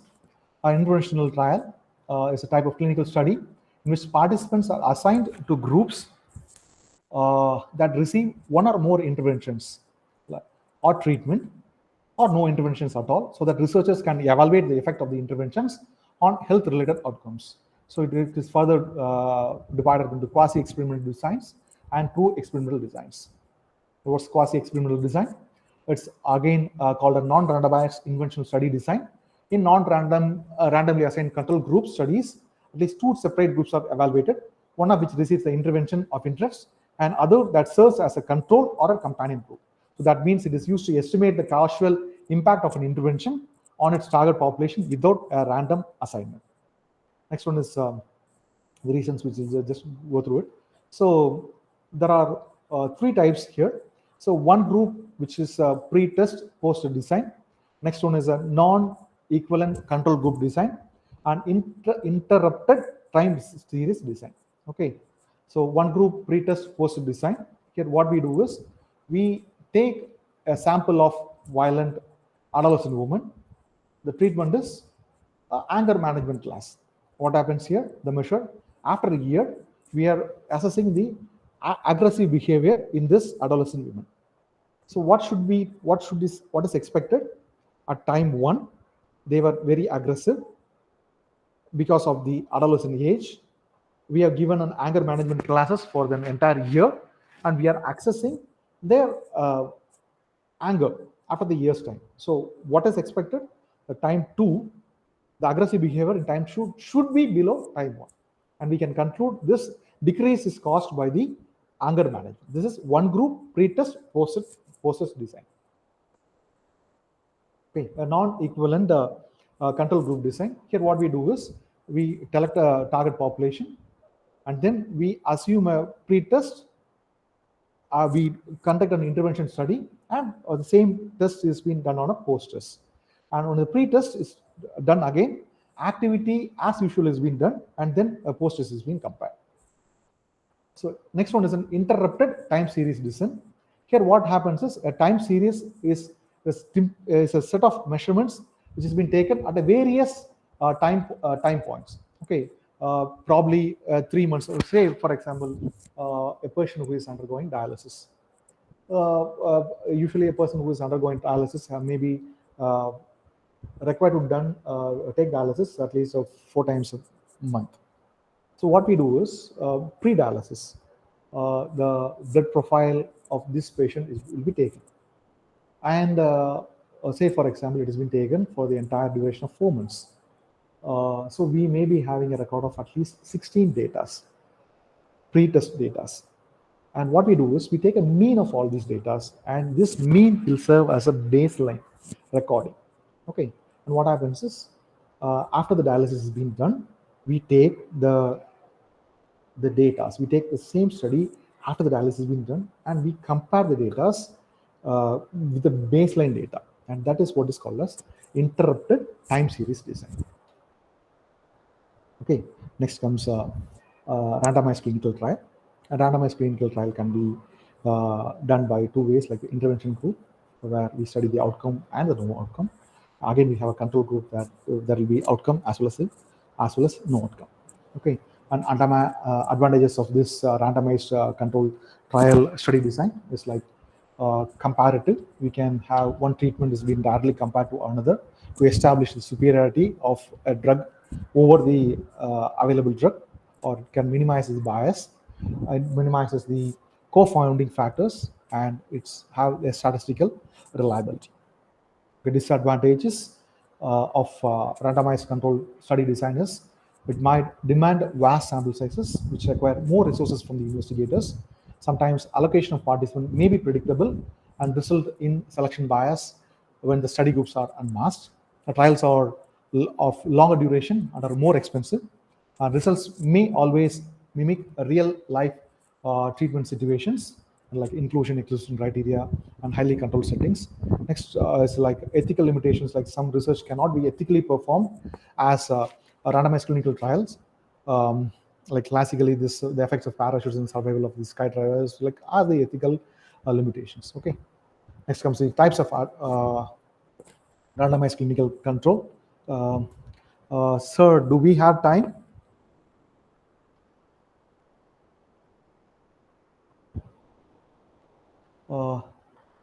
Sir, excuse me, anybody there? தனியாக பேசிக்கிறீங்களா?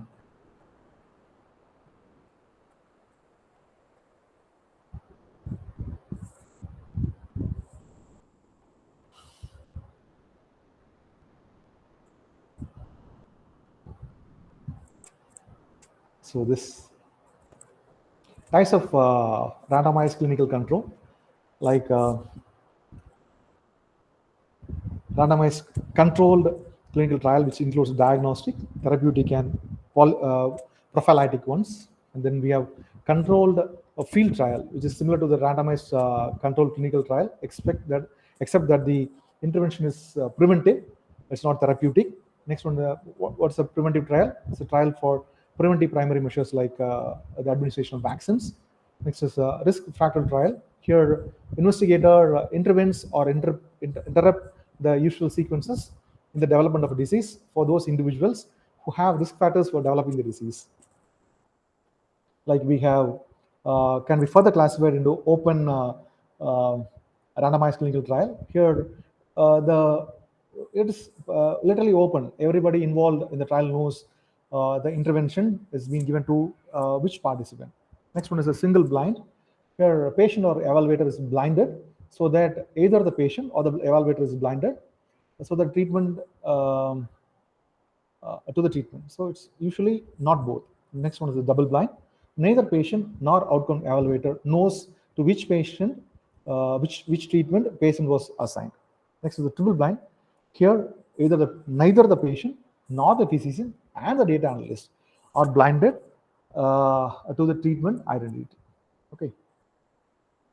So according to the participants' exposure, we can also classify as parallel, crossover, clusters, and factorial.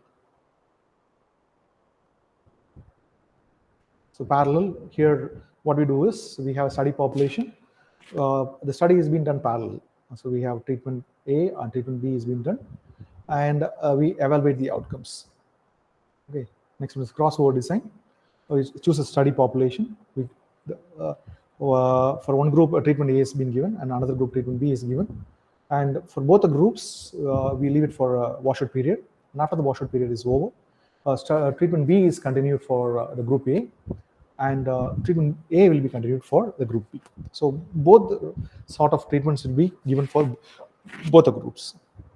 Next one is the cluster design. What we do is we take 10 hospitals, for example, and we randomize the hospitals into 2 clusters.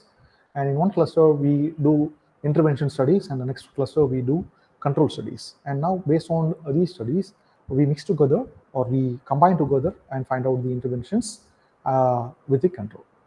Next one is the factorial design.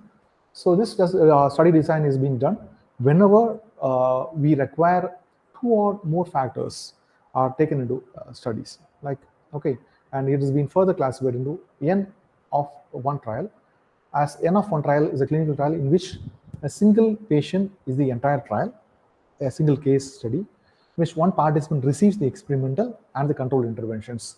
In mega trials, a massive clinical trial assigning the value of therapeutic interventions by enrolling 10,000 or more subjects. Next one is a sequential trial. So it's a statistical analysis where the number of participants is not specified by the investigators beforehand. Instead, investigators continue recruiting participants and the clear benefit of one of the interventions is observed. So with this, I think we'll conclude today's class. And tomorrow's class, we'll study about the various phases of clinical trial. Thank you for your patient listening. Thank you. Sir, can we wind it up? I think it's time for lunch. Yeah, yes, sir. Okay, sir. Then, thank you so much, sir. Can I have any one of your numbers so that in case if there is anything, you can call me like whenever we had some sort of technical issues.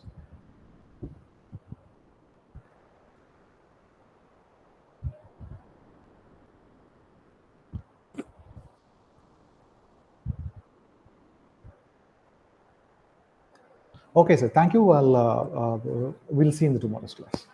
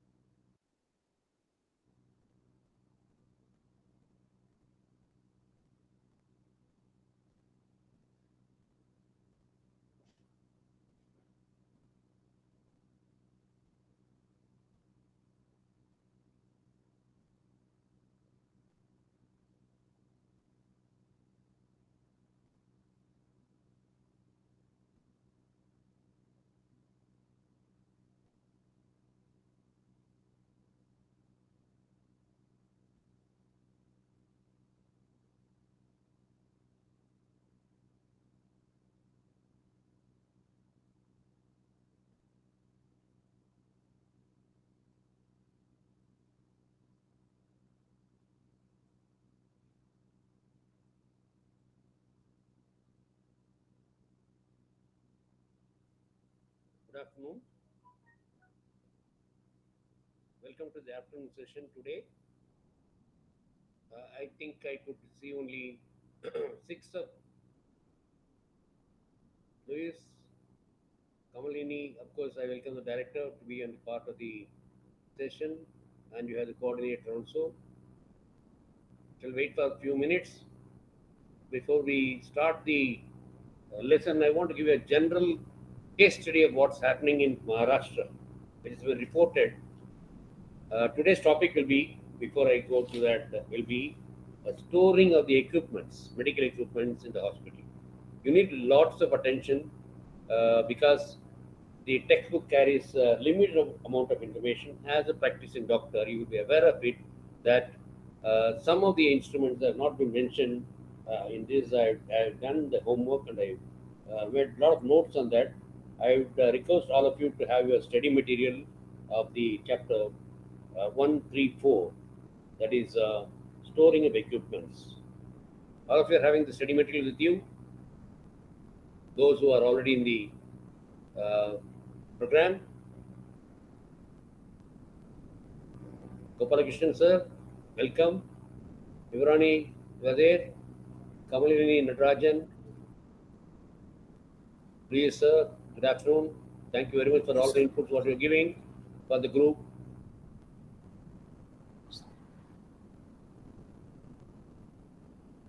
So I was just talking to you before we talk about the medical. Good afternoon. Thank you very much. Good afternoon to all who have just joined and those who are likely to join for the afternoon session. It's a very important topic we are going to discuss today. The only major points are four, which is about the medical equipments. What are medical equipments you buy in the hospital? The objective will be how to store the equipment, very, very important.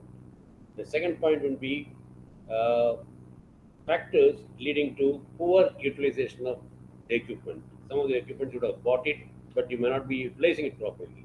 And how do you use the medical equipments? What is the index? What is the measurement you have? We have a measurement technique which I will be discussing about. And most important is how to avoid infection, cross contamination, and hospital-acquired infection. This is going to be the order of the day for about 45 to 50 minutes of my talk in the afternoon after lunch. I think you have to have a better listening skills after lunch. I do understand. But the Times of India has reported, this is a case study again for all of you. 40 kids under age of, I'm just reading out what is come today's Times of India. 40 kids under age of 1 die. 40 kids of age 1 die every day in Maharashtra. Very, very pathetic. The reasons attributed, the hospital death is rising. The fund given by the government is 7 crores, 700 crores.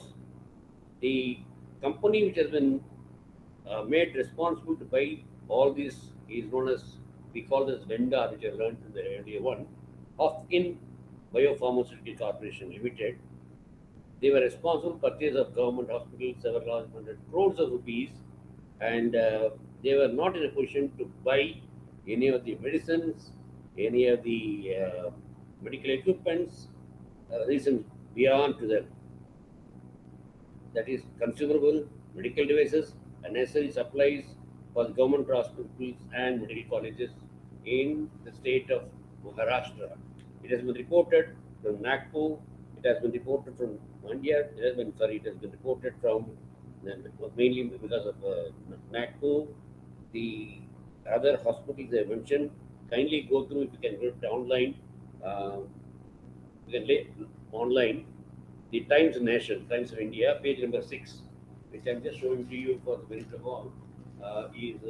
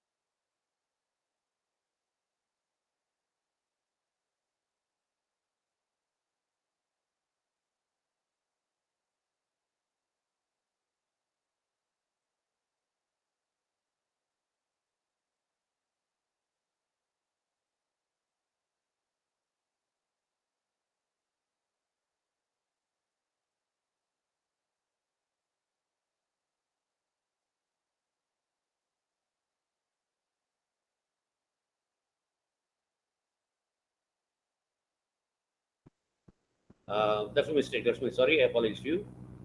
Have you heard about hospital-acquired infection? What exactly is that? What is the treatment available for you? Ivrani, Kamalini, Shivaranjini madam? Yeah, Louis can help me? Nosocomial infection, sir. Yeah, please. Nosocomial infection. Okay. Hospital-acquired infection. Infection is a very complicated disease, which is very tough to treat.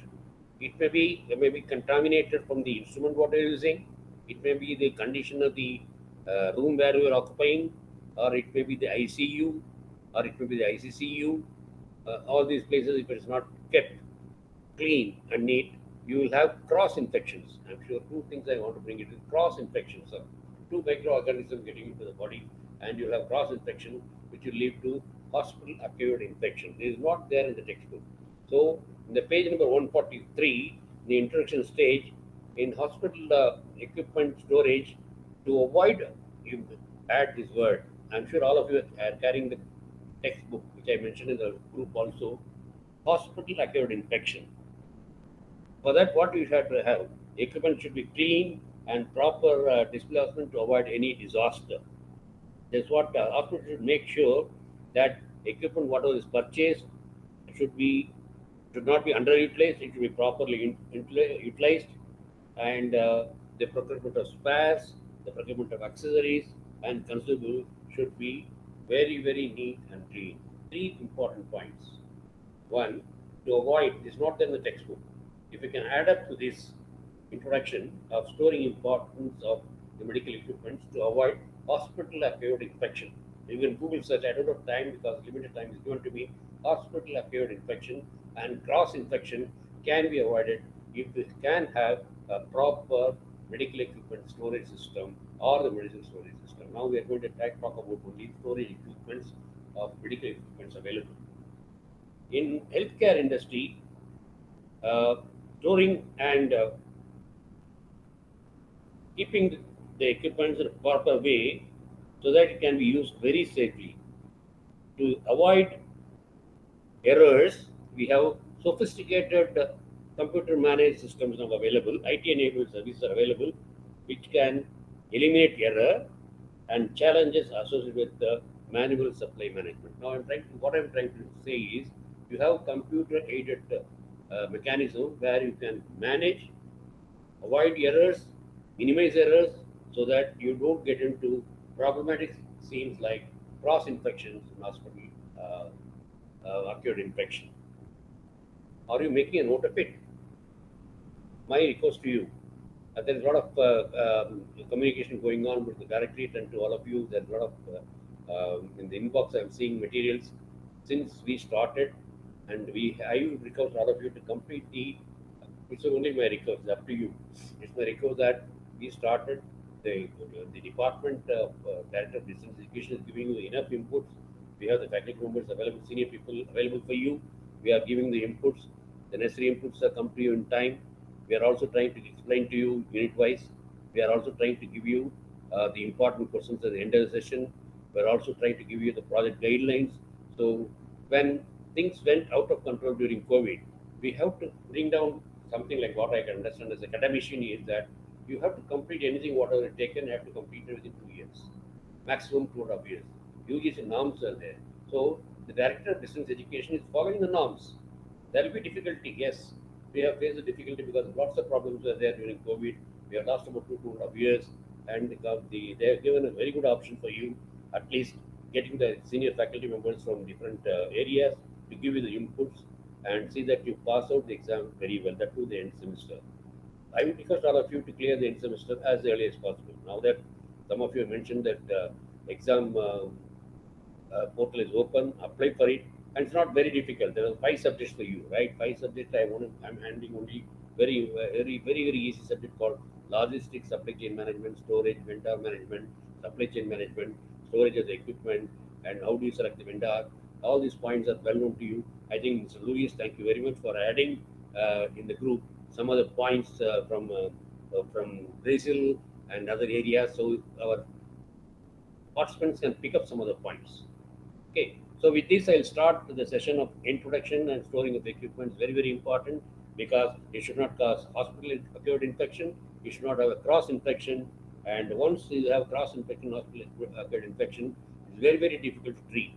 So that's the reason a lot of emphasis has been given for the storing of equipments. What are the important points we have to have in storing of equipments? The first one is electrical safety. See, you have a multi-story complex and you have different boards in different places, and there will be short circuit in some places, there will be heavy consumption of electricity in some place. But who is going to check all these things? Can we spray all the insecticides or what do you call disinfectants on top of the machines what we're using, X-ray equipment like that? Can anybody in the classroom now tell me in the afternoon, after lunch, to make it more interesting? Because I want you to be very no. Dipti says no, sir. What is that? No. Dipti, can you just come on, unmute yourself and tell me what is that? Spraying pesticides and other chemicals which can be absorbed into the skin would be dangerous for the technicians and the people who handle the equipment.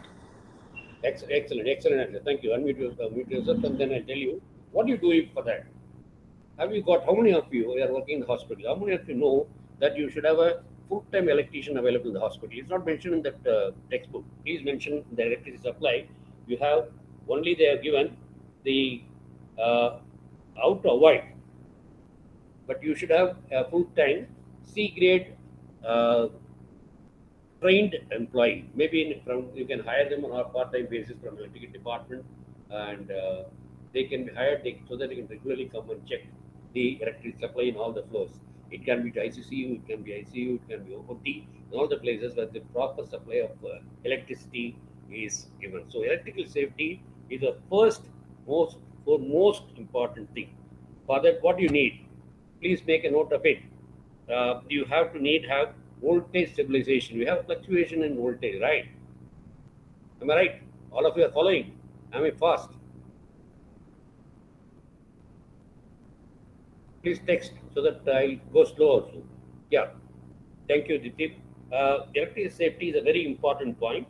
So what you have to have to avoid this voltage fluctuation, you have to voltage stabilization. So you have to have a full-time electrician to be appointed by the hospital. If there is more than 50-bed hospital, that person should have a C-grade license, and that license should be displayed, and it should be available with the recording section of the biomedical equipments. I repeat again, there will be voltage fluctuation. To have electrical safety, we need to have a qualified electrician who should be available by 24/7. It may be on shift system. So suddenly the generator may go off. Suddenly the AC may go off. Suddenly there may be leaking in the AC. So these are problems I have seen in some of the hospitals. Okay. So that's the reason I'm telling you. It's not there in the textbook. Please write on the side of the electrical supply, or you can make a note of it. One is voltage stabilization, to stabilize all these things and to issue and to ensure that electrical safety is there. You should have a full-time C-grade based trained electrician available 24/7 in the hospital, and he should be paid accordingly for the um, electrical safety point of it. The second important point is, most important, is pure water, drinking water. Water supply. Every organization is a more than 100-bed hospital. They have their own water purification system or TICA system, we call that. So you see that you have the water purification system is properly maintained, and you have to check the quality of the water that has been given. How do you check the quality of water being supplied for drinking? What is the yardstick? How do you check? Who will check? The doctor will check, the administrator will check, the nurse will check. Who will check?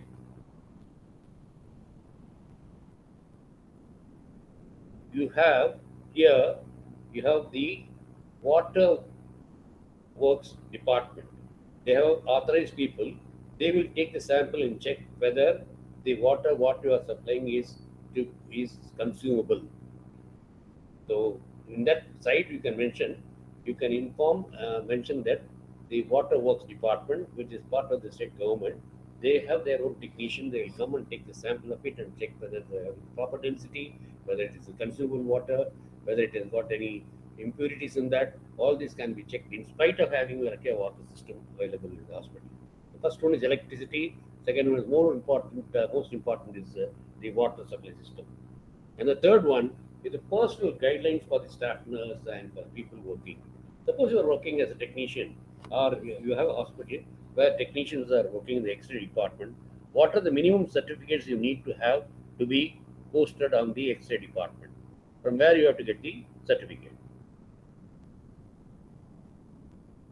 I want your participation, my dear friends. There are already 8 or 7 of you.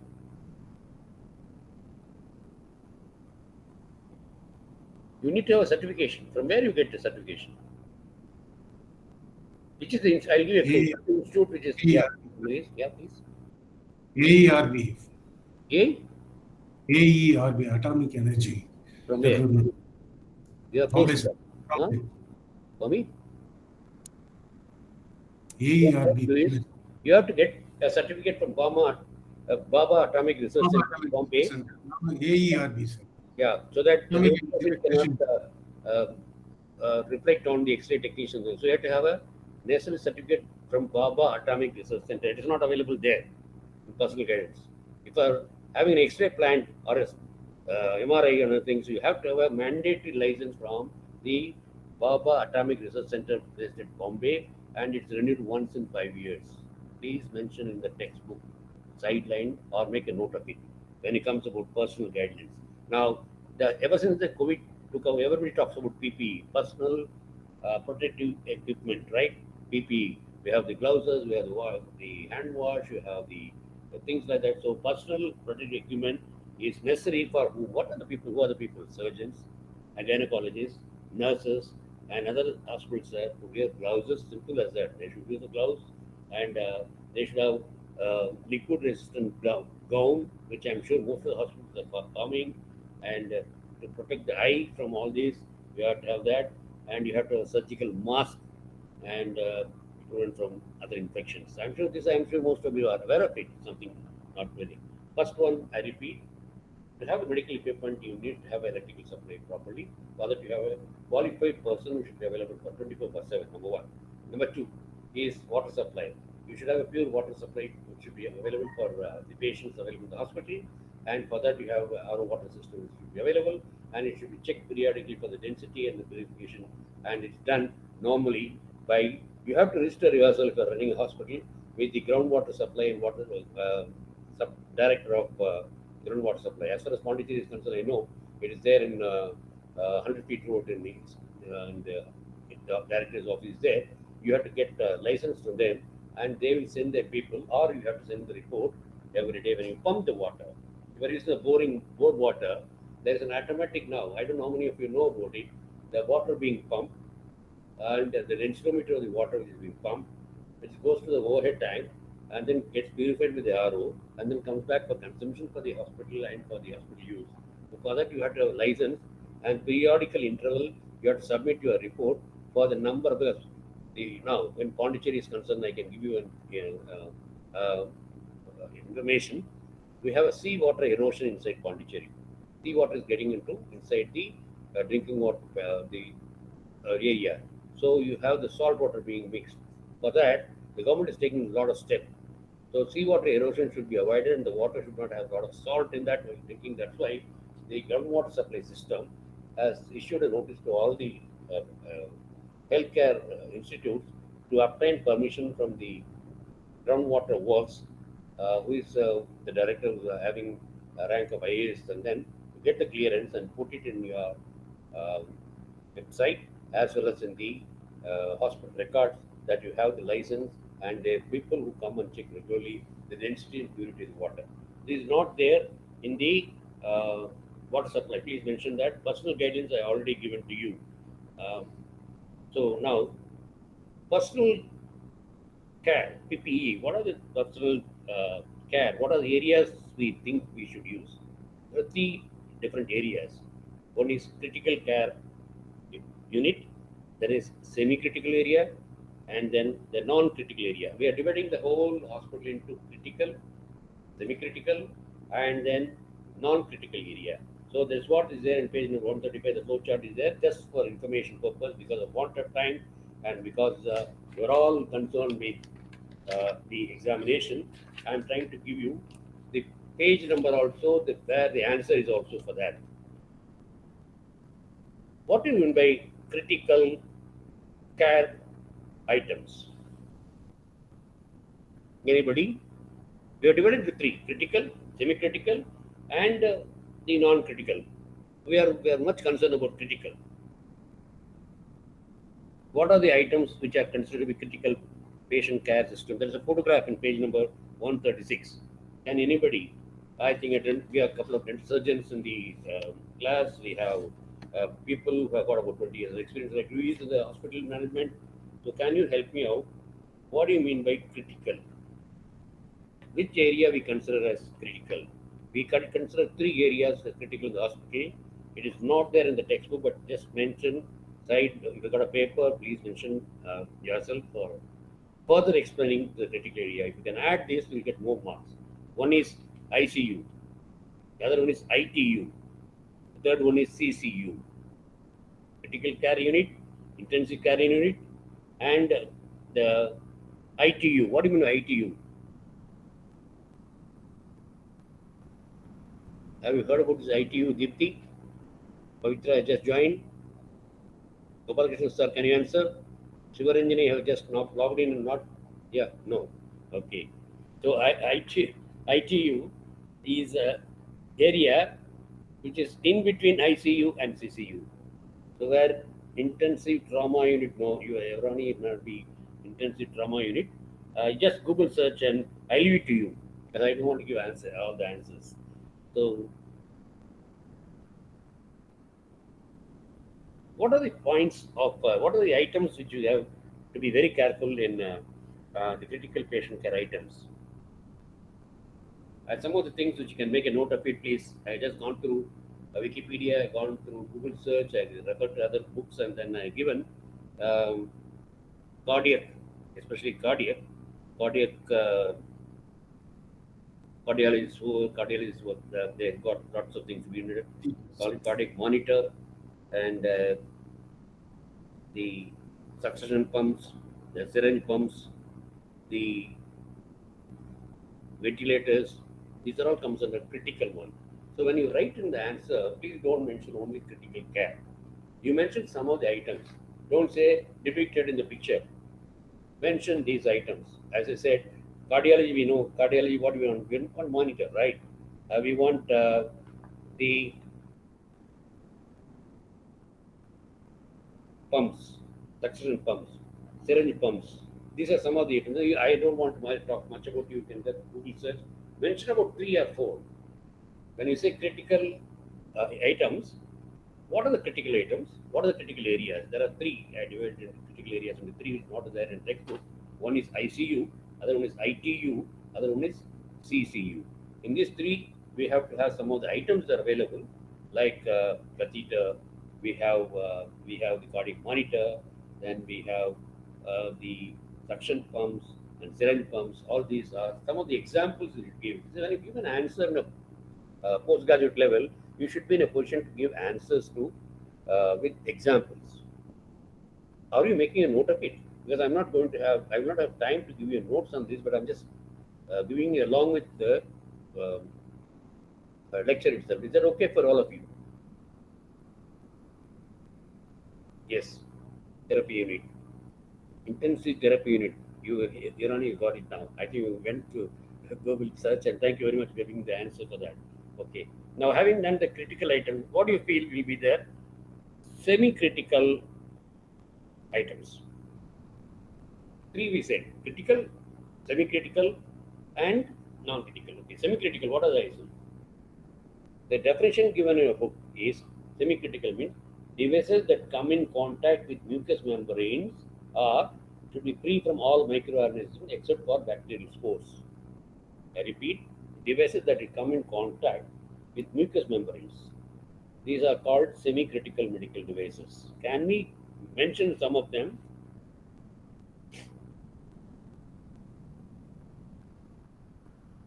Anybody can help me out?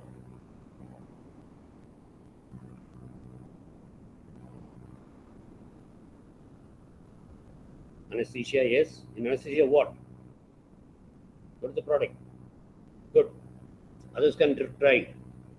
Gopalakrishnan sir, Kamalini, have you just logged in on desk? You are not answering. Are you participating? I'm just making a note of it. Kamalini Natarajan, I want you to answer. Pavitran sir, Pavitra. Yuvarani, Deepthi, Louis, they're answering. Shivaranjani and all that. They're logged in, I think, just for the sake of certificate. But I will say the semi-critical areas, I'll list out one after another. Kindly make a note of it in your book. Okay. Esophageal, especially for ENT, esophageal. And then anorectal, endoscopies, excellent. Catheters.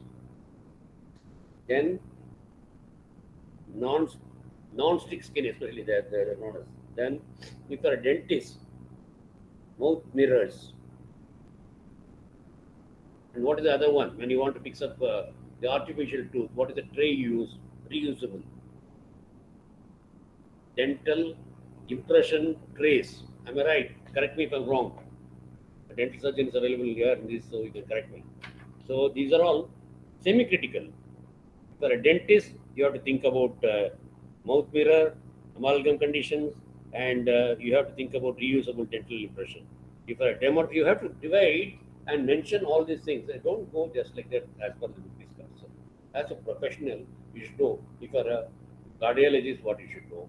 If you're a dentist, what you should know. If you're a pulmonologist, what you should know. If you're a gynecologist, what are the semi? So you please do the homework today itself, because I'm not going to take much of time because I'm going to cover only one subject today. It's very important. Am I all right for all of you? Semi-critical items. The pictures are given here: laryngoscopy, esophageal, and as correctly put, endoscopy and other things. Okay. Now come to the last one: non-critical items. What do you consider as non-critical items? Non-critical items like stethoscope, BP apparatus, Simba, IV pumps, wheelchairs, to avoid cross-contamination. These are non-critical items, right? I have seen, I don't want to mention now, my son was admitted for the last 3 days in the hospital in Bangalore. So their computer, including computer, excellent. So these are the non-critical items. You mentioned one after another. So what you do is when you put an answer, again, I always say that there should be a flow chart. One, critical, non-critical, and then semi-critical, non-critical. In critical, area-wise, if you have got time, if you have got patience to read now, I don't say that I don't insist on that. These three, if you write, it's fine, fair enough. But if you can insist with some examples, like what I mentioned now, it will be attracting the examiner to give you more marks to you as a professional, right? That's what I'm trying to impress upon.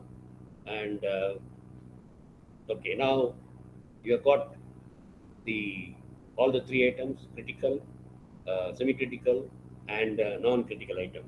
How do you clean them? How do you clean them? I just gone through Google search. Please make a note of it. Cleaning and other contamination process on page number 137. You have 822. You are having, all of you having the textbook. Please make a note of it. Cleaning and disinfection strategies. What do you mean by cleaning? What do you mean by decontamination? Anybody? I'd like my class. Cleaning is just surface disinfectant. What is sir? Cleaning is just surface disinfectant. Okay. Contamination is like a sterilization.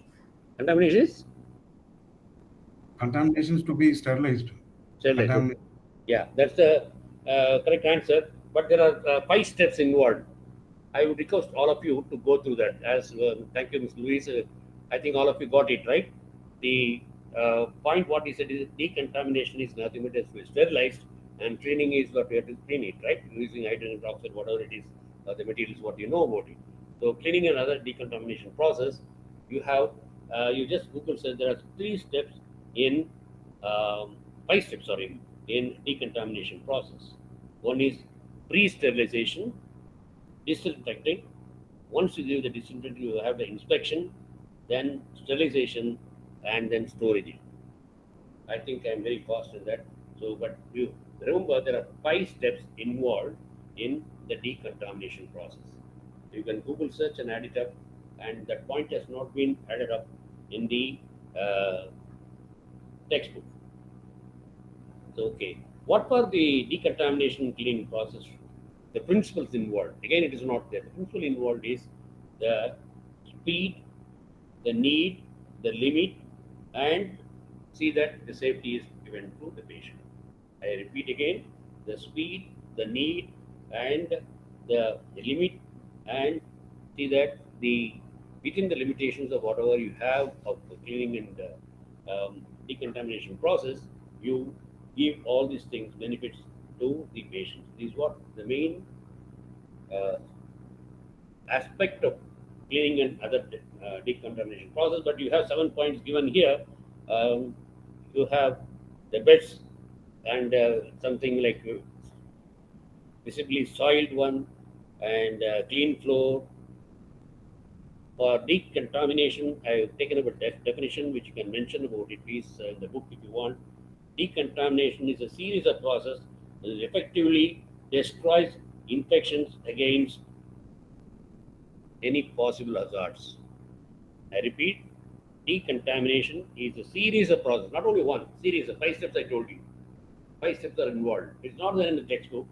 So, decontamination is a series of processes that effectively destroys infections against and other disorders. To avoid that, you have this decontamination, series of processes. That's what we want you to mention in the answer sheet. Decontamination process, right? A series of processes. Is that all right now to you? Can we go ahead?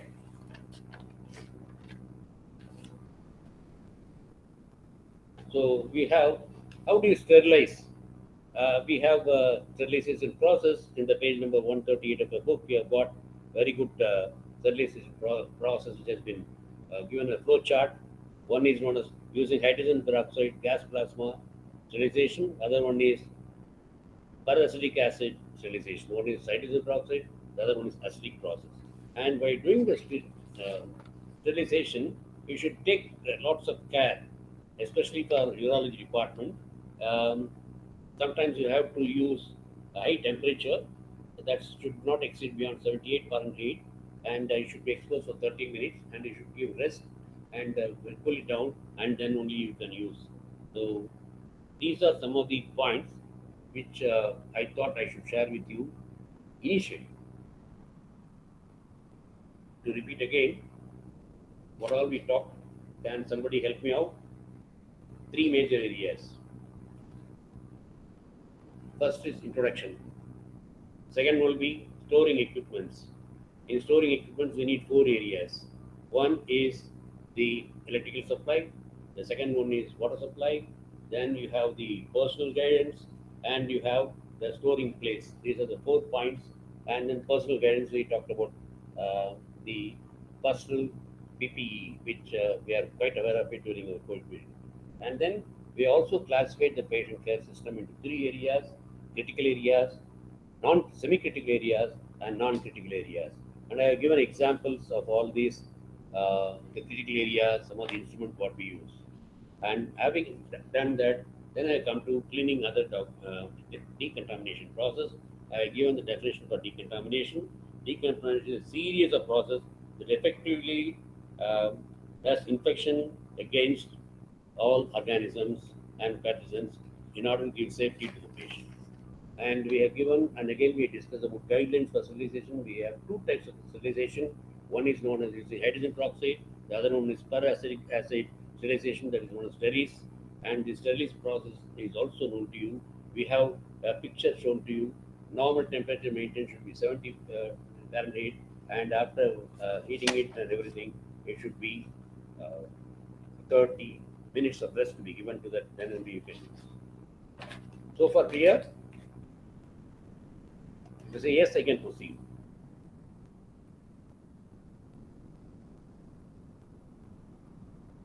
Nobody's answering. Yeah. Yes.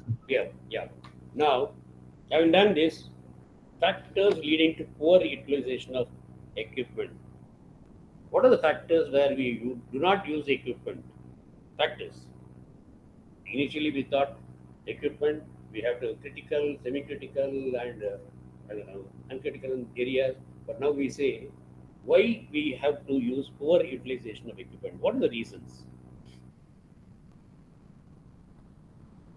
According to the space available in the hospital, if we have the equipment, if we don't have a lot of patients coming there, then you will not utilize that particular instrument properly. That's why we have the BPO concept has come. What is BPO? In management, you have studied in second semester, strategic management. Yesterday, I was talking to you about core competency. I was talking to you about competitive advantage. I also was talking to you about benchmarking. Three important words which you should never miss as a management student, whichever area you're working. Your core competency is only taking care of the patients. Okay, so you that's not an area like how many patients have come, how many rooms are available, how many rooms are occupied, like in hospital management. When we teach, we say occupancy rate. There are about 200 rooms are available in a hotel. Normal period, if the occupancy rate is about 70% out of 10, 200, if 140 people occupy the hotel, that's good business.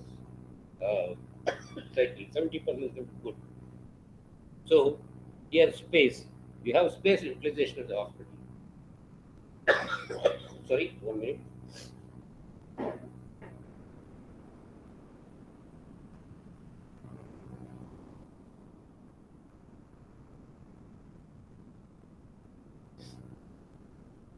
Then you are in hospitality section. We call that as the uh, rate of occupancy rate. So, for example, Hotel Card, or Chola Sheraton, or Taj Coromandel, or Star Hotel, we talk about occupancy. For example, in Pondicherry, if you say in weekend, you have occupancy rate of most of the hotels like Chanba, Hariti, you have the Jairam, you have the Sadguru, all these will have 100% occupancy. Friday, Saturday, Sunday, you can't have advance booking also. And the rates are very high. That's normally for hospitality industry. For hospital industry, we have a calculation based on the space. The calculation and they are given by the National Audit Office of the Space Management. National Agency for Audit for Space Management given a formula where they say frequency of people coming, percentage of occupants, and divided by 100. That's known as space utilization. So suppose you have about ICCU, you have about normally in a 100-bed hospital or 200-bed hospital, you have 20 beds, right, in ICCU. And ICU are post-operative or after ICCU getting discharged, you will have about another 20 beds. So you have a calculation of how many people or how many patients are admitted in ICU. So that calculation we had to work out, finding out this particular formula is very easy. Number of people who are admitted, number of patient beds available, divided by 100, that gives you the space utilization. As far as you want to run successfully a corporate hospital, the occupancy rate of the patient should be very high, something ranging from 70 to 80, because patient will come, patient will get discharged, again patient will come. So you have to have, that's been decided by National Audit Office. We have mentioned, and we have been mentioned in page number 140, factors leading to poor utilization of equipment. And mainly because people, I was talking to you about BPO. What is BPO?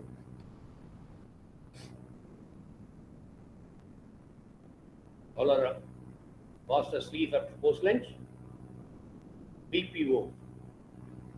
Now, you have heard about the systems of call center, right? You are not in a position to answer all these things. You outsource it. BPO is nothing but business process outsourcing, which are some of the areas that are not competent, which you are not supposed to do. You leave it to somebody else who can do it better, and you can concentrate on the work what you're doing. Your job is to save the patient, to serve the patient, take care of the patient, to diagnose it, prognosis, and manage it. So your job is not to do these sort of finding out how many beds are available, how many beds are going to be occupied, all this. There should be hospital administrators.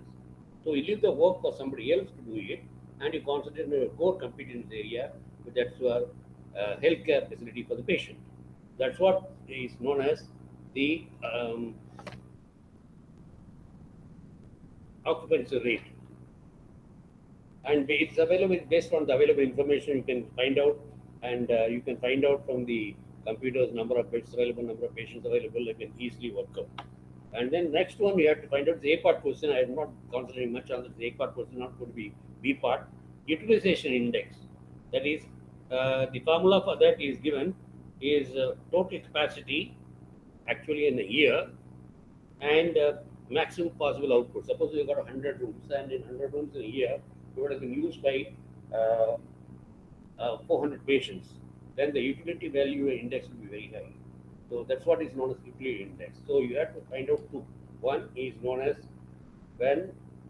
what is the space utilization, and what is the utility of the space. These are the two factors which has come as part of the syllabus.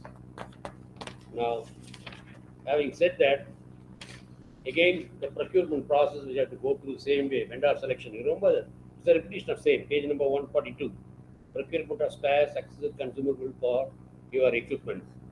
Purchase planning, standard determination, specification, supplier research, vendor selection, value analysis, financing, getting the approval, going for negotiation, getting the purchase, and getting the supply contract administration, and then have inventory control, and all these matters. That's what is given in page number 142 of your textbook. Simple.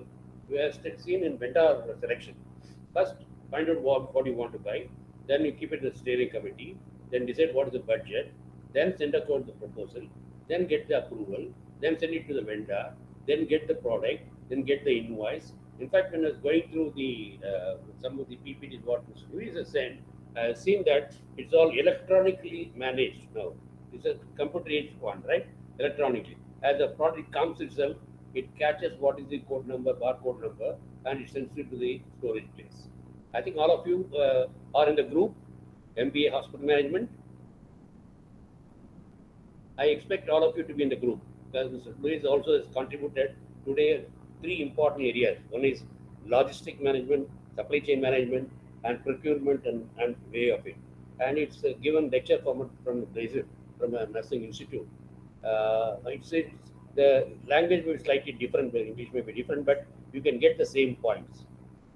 How do you procure the spares and accessory consumable? Say proper planning, getting the approval, getting the quotation, selecting the vendor, checking the vendor, financing, and then you negotiate the price, and then you purchase it, and then you have the supply contract definitions like how long you want, how many you want. That's what is clearly mentioned in page number 144. Do you need any explanation for that, my dear friends? I'll give you 5 minutes time or 2 minutes time to go through page number 144. 142, sorry, 142. You have a flow chart also given. All of you are having the material with you. I requested, I put in the group at 12 o'clock. Nobody's answering. Urani, you are logged in, went off. Avitra, not to be answering. Kamalini Natarajan, where are you from? Gopalakrishnan sir. Louis sir, I don't want you to answer others.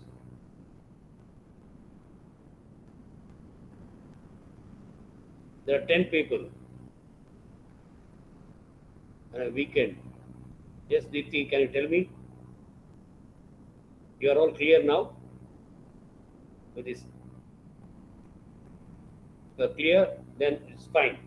Then I'll spend about 7 or 8 minutes about the case study which is available for you. See, for you to understand, there's a case study, page number 140, 5 is about supply chain management. Name of the hospital is ABC Hospital.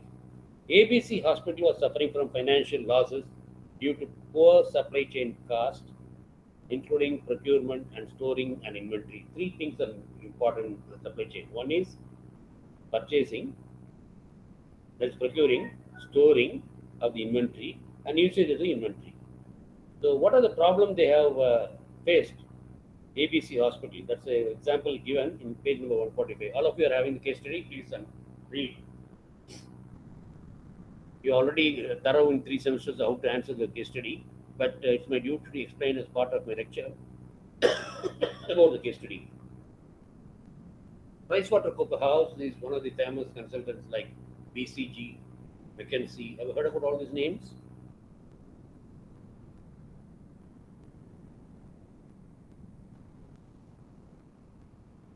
Dipti, Pavitra can help my come to Pavitra. Are you there?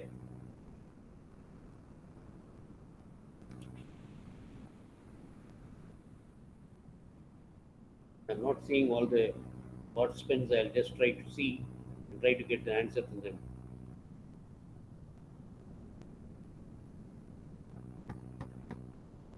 Gopalakrishnan, sir.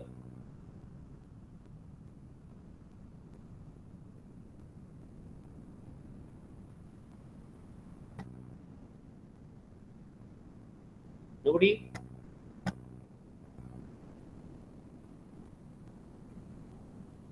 They are one of the international consultants. BCG stands for Boston Consulting Groups. McKinsey, I'm sure you must be knowing McKinsey 7, which you have studied in strategic management. McKinsey 7. 7 S are important to run any institute, whether run a hospital, whether run a college, whether run any of the corporate. 7 S are important. McKinsey 7 framework for successful strategy implementation. You recall those 7 S? So I'm not going to give internal marks. I just want you to understand that McKinsey 7. Well, I'm talking about PricewaterhouseCoopers. I'm not going to talk about KPMG. I'm not going to talk about Nelson from Singapore. They are famous consultants who will try to solve your problem. The problem of the ABC Hospital was a huge inventory, huge loss. They have taken the help of the consultant to resolve and help them out in sorting out the procurement, storing, and delivering the goods to the patient. That is the idea of the case study. McKinsey 7, some of you remember the circle. First is shared value, systems in place, staff in place, skill set in place, strategy in place. McKinsey 7. 7 S are important. Can somebody help me out? I already spelled out 5. Dipti ma'am. Strategic management.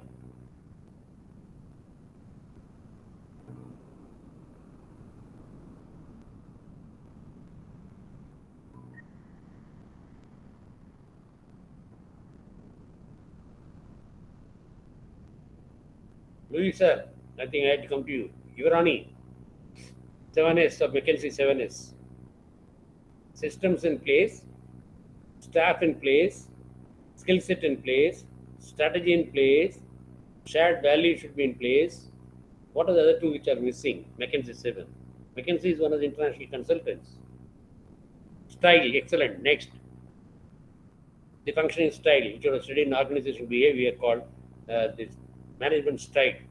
It can be dictatorship, it can be democratic, it can be laissez-faire, it can be cooperative, shared values. I told you, but that's missing.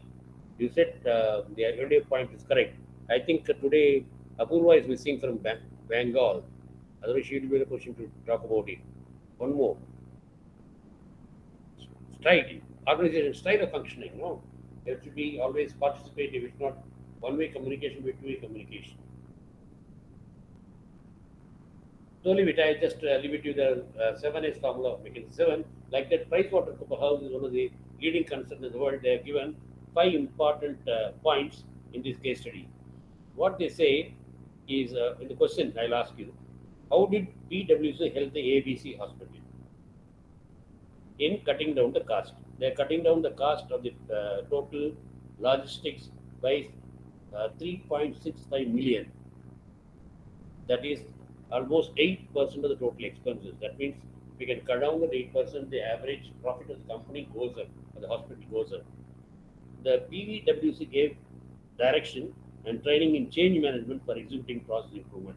What do you mean by change management? In this case study, because I will be completing this and then close the session today. Change management value study.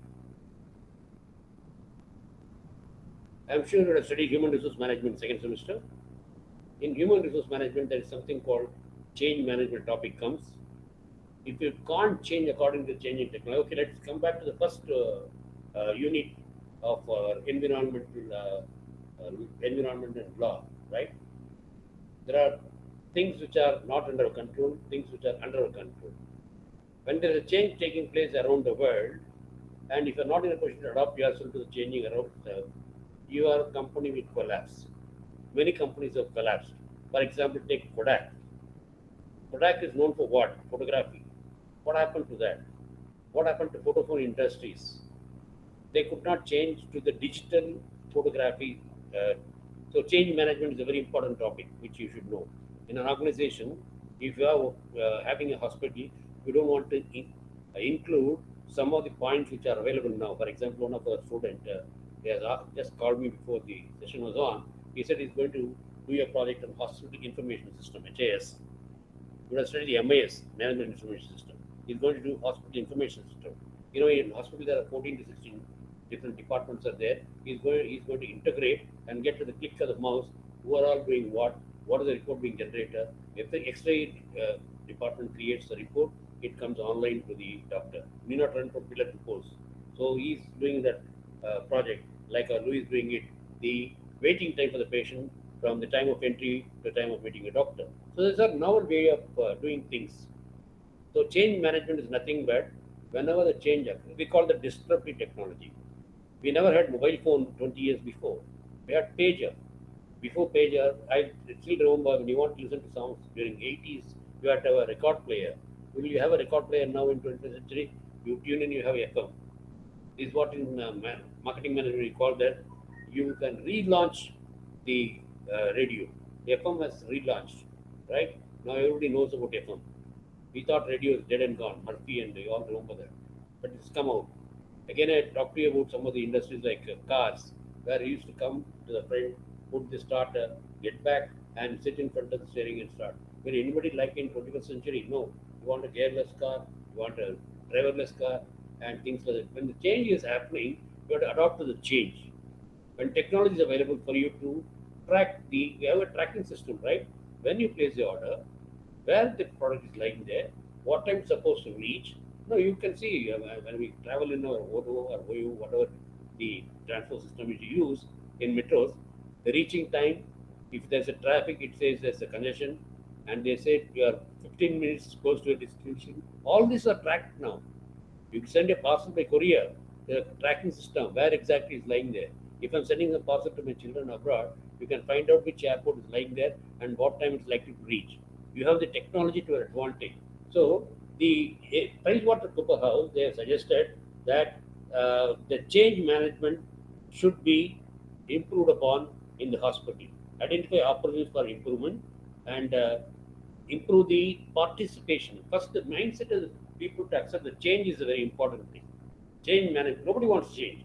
If you want me to change at the age of 73, something, 72, I cannot easily accept the change. It takes some time. So change management, that's why you have most of the companies are called change managers.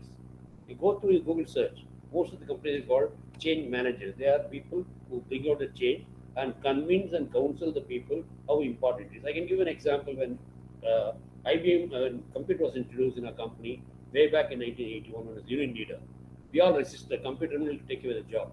IBM was a big mainframe from it's more than a three-bedroom flat size. Now we've got palm top and laptop available.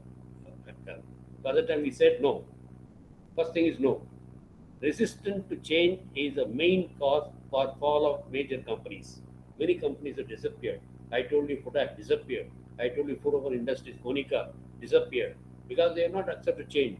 Fiat could not succeed. Ambassador could not succeed because they not accepted the change. So, a lot of emerging technologies, when you adopt, when you accept it. So, in hospital information system, I'm sure you have lots of information, lots of imposed technology available now. We are using robo for conducting surgery. I'm sure we can download some of the video how robots are helping in surgery, right? So things are happening. IoT is taking place, cloud computing is taking place. You have lots of things where you have to ask doctors. You will not have time to find out what are the changes happening in the marketplace. That's why these sort of case studies, when you go through a research time, find out what Pricewaterhouse House, who charges enormous amount of money as consultation fee, but still they could say for the hospital ABC, according to them, it is 3.65 million. So they asked two questions. How did PwC help the ABC hospital? They're given the hint also, assessing the supply chain, evaluating the distributor relationship. The relationship between yourself and the distributor should be good. That's what we have talked about. And so there's some precaution to store different medical equipments. That's what is known as, we have mentioned electrical safety, wearing personal protective equipment. These are the discussion questions. So you can mention in the case study, don't mention only PPE. You mention what are the different types of PPE which are available there, and then one after another you say how far it's useful in each department. PPE, maybe a gloves, how it's useful. So all these things are very important for you. To sum up for today's thing, uh, friends, the only four important points are touched upon. To recap again for the benefit of all, from page number equipment storage from page number 134. Introduction, storing equipments, electrical supply, water supply, personal guidelines, all these are important. Classification of patient care items, and then critical items, semi-critical items, and non-critical items, and what is the difference between cleaning and decontamination. That also we have seen, and we have also seen guidelines for sterilization. One is the peroxide, other one is by sterilization process, and we saw what is the occupancy rate of the hospital if you don't use it properly, underutilization, and we also seen the utilization index, and we have also seen today the procurement process for hospital for medical equipment. So the same way what we are seeing during vendor equipment. All these points are seen. Also we have discussed today a case study on ABC Hospital using the consultant called ABC Peter Pricewaterhouse. Please just Google through Pricewaterhouse, what they do. Arthur Anderson, what they do. Ernst & Young, what they do. Accenture, what they do. KPMG, what they do. McKinsey 7, what they do. These are some of the things you have to have value addition when you are having a, like, this is a place where you can learn from us. You can ask questions. Actually, PCP program is not giving lectures from us. You are supposed to go through the material, ask questions. That's what I'm sure the director will accept my statement. When we started our DD in Pondicherry in 1988 and over the year, the students should go through the material, ask clarification. It's a clarification process rather than lecturing process. But it so happens that none of you open up the book and you come with a clear idea of listening to us, clear in getting a pass, and you want a PPT and all the facilities. Still, we are with you. We are also changed ourselves that what is the need of the students at this time, and we are also cooperating with you. Thanks a lot for being with me in the afternoon, and I'm sure I delivered what I wanted to. And then next class will be based on the timetable what I get from Director of Distance Education next week. See you. Have a nice weekend. Thanks a lot being with me. Thanks. Thanks a lot. Thank you, sir.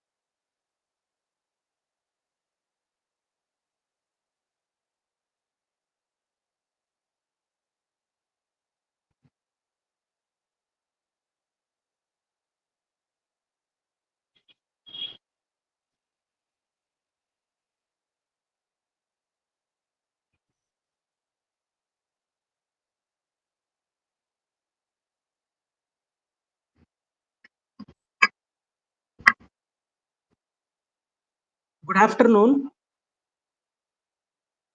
Good afternoon. Good afternoon, sir. Good afternoon. Am I audible? Yes, sir. Is my slide visible? Yes, sir. Is my slide changing? Yes, sir. Thank you. Thank you. So kind of you. So kind of you. I am making use of my mobile phone to handle this virtual class. But here we don't have power from morning. And there is one strange problem. In my mobile, if I get a phone call, then my audio is getting muted. So in such case, please let me know by giving me a ring to my mobile number 9894832221. 9894832221, so that I will log in once again, and then the problem can be sorted out. So today we are going to deal about a subject topic, biomedical engineering department in hospital. So this is a important question that can appear in your short questions. So around 5 marks may be allotted to this question. So biomedical engineering is the application of engineering principles and design concepts to medicine and biology for healthcare purposes. Today, the entire diagnostics in modern medicine is dependent on biomedical engineering. You could listen to a layman saying that I think I need to take a CT scan. So that computer tomography itself is a biomedical engineering. So the diagnostics today is dependent on biomedical engineering. And also in therapeutics, the role of biomedical engineering is growing day by day. Like for example, in cancer therapy, when you take a radiotherapy, so the dose, everything is dependent on biomedical engineering. This field seeks to close the gap between engineering and medicine. In yesteryears, these both were two different streams, the engineering streams and the medicine stream. But today, this both have become one under the title of biomedical engineering.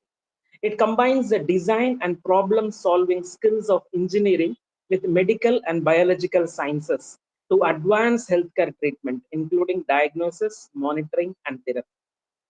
So, the patient's comfort, the patient's confidentiality, the patient's confidence, all this are improved by biomedical engineering.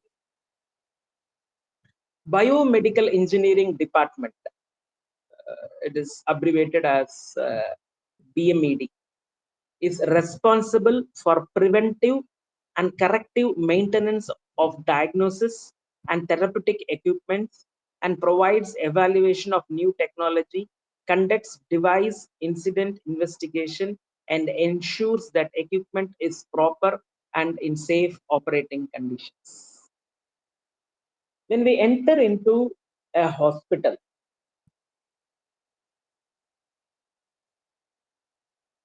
right from the diagnosis test that is being prescribed by the doctor till the treatment procedure done by the doctor. So in all this biomedical engineering is there. So the doctor, being a medical man, his knowledge on the engineering aspects of the sophisticated instruments is limited. So he is dependent on this biomedical engineering department for the maintenance and effective use, optimum use, safe use of these sophisticated instruments. Today, the laboratory surgeries, laborious surgery, they are made very easy by keyhole surgery. So they call it as laparoscopy. So this laparoscopy or camera guided keyhole surgeries, they all are made possible because of the sophisticated biomedical engineering instruments. So what are all the departments on which you can see this biomedical services? Number one is endoscopy. The doctor is able to virtually travel into the body of a patient and find out what happened using this endoscopy lab. The pathology, microbiology, and blood bank, they totally thrive on biomedical services. The pulmonary lab, that is also dependent on biomedical services. The central gas pipeline, the safety of it is also maintained through biomedical services. The operation theaters, that is ICU and CCU, they are all dependent on this biomedical services. The hyperbaric chamber. So you might have heard about some patients who are suffering from some strange conditions where they're able to see air bubbles in their blood.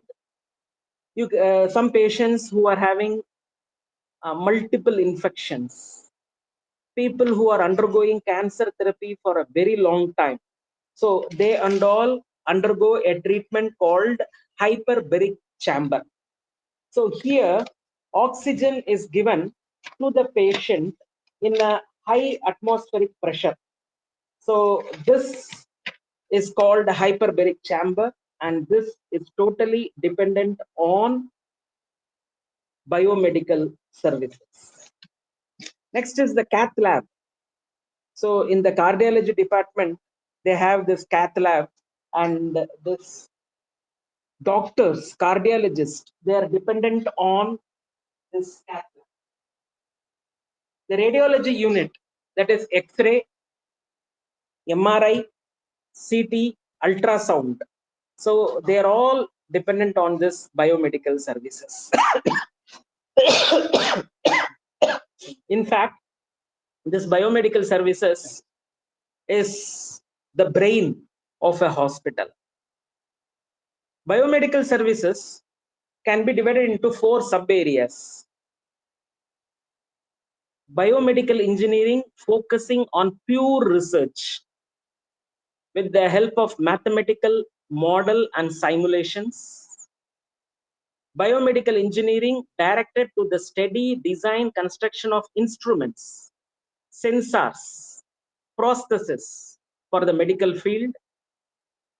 The third one, clinical and hospital engineering focuses in certification and testing of medical equipments, hospital activities such as design, adequacy, execution of installations, consulting for acquisition of equipment, training of maintenance teams, and the last one is rehabilitation engineering, aiming the development of electronic and mechanical systems for the improvement and quality of life of physically challenged people. The last one has really created a revolution among PWD people. PWD can be expanded as people with disability. If you look at a life of a blind person today, so he is given with a sensor walking stick that senses an obstacle in his path and intimates him by a sound that there is a obstruction in his path. So he is provided with a tape recorder where he can listen to the classes and understand them by playing it again and again. The yesteryears, the Braille book, it was very difficult, but today the modern Braille book is very friendly, and anything and everything can be made into this Braille system. So all this is possible because of this biomedical engineering. So the role of biomedical engineering is 7 broadly.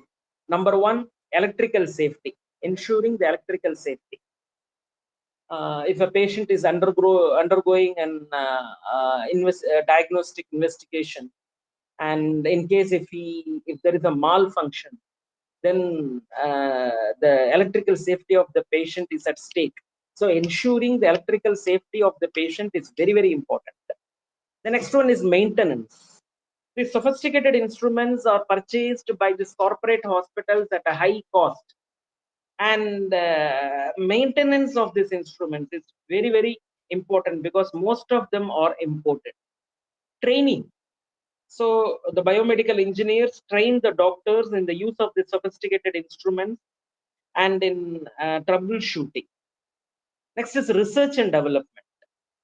So in yesteryears, the skill that a nursing professional will have to gain in administering an IV, intravenous administration of a drug, that is great. Like for example, the nursing professional will have to spend an appreciable amount of time, and she has to gain experience in administering IV. If she is not gained that skill, the patient will have to suffer the pain of getting number of pricks. But today, because of this biomedical engineering, the vein can be easily located with the help of a laser light. So this research and development has a great application on the patient's comfort zone. Technology acquisition. So some technology could be available in a particular area. So using it for a particular area is called technology acquisition. Like for example, initially ultrasound was used in the engineering field for various reasons, and now in medicine, this ultrasound has become a boom. Day before yesterday, we came across a baby which has undergone vaccination, and after 2 months from the vaccination site, there was oozing out of pus. So immediately the small baby, around 6 months old, was called back to the hospital, and when the doctor examined it, there was sterile pus coming from the injection site after 2 months of injection. So now the doctor did not understand what has happened inside, and as per protocol, they will have to start an antibiotic. But then this biomedical engineering has come so handy that the doctor referred it to an ultrasound scan, and in the ultrasound they found that there is a pocket that has been created under the skin where this vaccine has been deposited, and the cells around this vaccine has become dead, and this pocket has given rise to another pocket where the pus is being stored and is oozing out. So from there are two pockets. One pocket is the vaccine from where the infection has come, and then the other pocket where the pus is stored, and then when there is a pressure, the pus is oozing out from the injection site. So the size of the injection site and the reservoir of pus and the reservoir of the vaccine, everything was measured, and by a simple treatment of massaging and hot water formatting, uh, this problem was solved instead of starting a heavy antibiotic for a full schedule, which should disrupt the stomach and the biome of the baby, and the baby will have to suffer a lot. All this was overcome with the help of this ultrasound scan. So this application of ultrasound from engineering to medicine is really a boom. Towards hospital design, towards providing education. So all this is the role of biomedical engineering. What are all the disciplines that help in the growth of biomedical engineering? Number one is clinical engineering. So today, in few specialized education institutions, they offer a PG program in clinical engineering. So in corporate hospitals, they appoint a person as clinical engineer who takes care of all these biomedical engineering instruments. Next is medical imaging. So medical imaging is a highly developing field today. And next is tissue engineering. We have animal tissue culture, where animal tissues are cultured, and they are used to plug holes in the heart. The regulatory issues, the electrical engineering, the chemical engineering, the optical engineering, the mechanical engineering. So all this play a major role in biomedical engineering. What are all the 6 responsibilities of a biomedical engineer? Number 1, education. He will have to educate the hospital staff and the patient on the role of biomedical engineering and how to safely take the best from biomedical engineering. The next is clinical research and development. So, robotic surgery is going to be the future of surgery today. So, this is possible because of clinical research and development. Am I audible? Yes, Hello, sir. Yes, am I sir. audible? Thank you, thank you. So next is computing application. Today, with the advent of ABA card, so a patient can travel anywhere, and anywhere in the world, the doctor who is attending to that patient can have hands-on information about the medical history of the patient. So right from birth, the entire medical history is stored and is available in the cloud with confidential passwords for any doctor around the world to access the information of the patient with the patient's consent for the patient treatment anywhere in the world. So the medical treatment, the medical world has shrunk into one small village because of this computer applications. Then facility planning. So recently I had an opportunity to visit a labor suit in one very big corporate hospital. So the facilities in that labor suit was ultimate. Similarly, there is one dementia village. So the planning of this dementia village, where the dementia patients, they are in safe hands. So that is that mind blowing. So this was not possible in yesteryears. The system management, a very big hospital, where around per day around 5,000 to 6,000 patients come in. So the system is so beautifully managed. There is no confusion for the patients nor the attenders, and the whole system is going on so well. That is because of this biomedical engineering. The equipment management. So all this are the responsibilities of the biomedical engineering. What are all the functions? Equipment inventory. So the doctor will have to be appraised by the biomedical engineer about the latest updates in his field, and as per the requirements of the doctor, as per his specifications, there must be a call for uh, the purchase of a particular instrument, and then there will be a technical bid, and then there will be a commercial bid, and then there will be negotiation, and then there will be purchase of the sophisticated instruments, and then that instrument will have to be entered into the stock register of that particular hospital, and from the central stock register it will have to be transferred to that particular department, and then in that particular department some person will have to take up the total responsibility of handling that sophisticated instrument. So all this come under equipment inventory. Then preventive maintenance. So slowly, as the sophisticated instruments starts getting used, the demand for that instrument is slowly rising. So after maybe around 100 days or so, there are chances that the instrument may fail because of the routine wear and tear. So the biomedical engineer will have to anticipate that after a particular time, what are all the preventive maintenance that has to be carried out, and he will have to carry out for the sophisticated instrument. Because even in the middle of investigation, if that instrument fails, or if that instruments is not validated and the results given by the instruments are not reliable, then it is the life of a patient. So with no chances can be taken in that regard. So corrective maintenance. Suppose if an instrument fails, then it has to be immediately put back to order, and for that corrective maintenance has to be done. So pre-purchase consultation.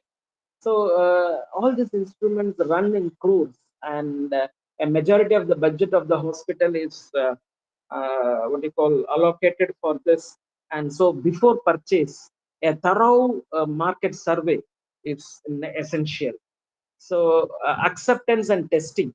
So when the instrument reaches, we will have to accept whether it is as per our specifications, and it has to be tested to find out if the results are reliable. Quality control. So the quality control of all this has to be ensured, and risk management. So there could be a radiation risk.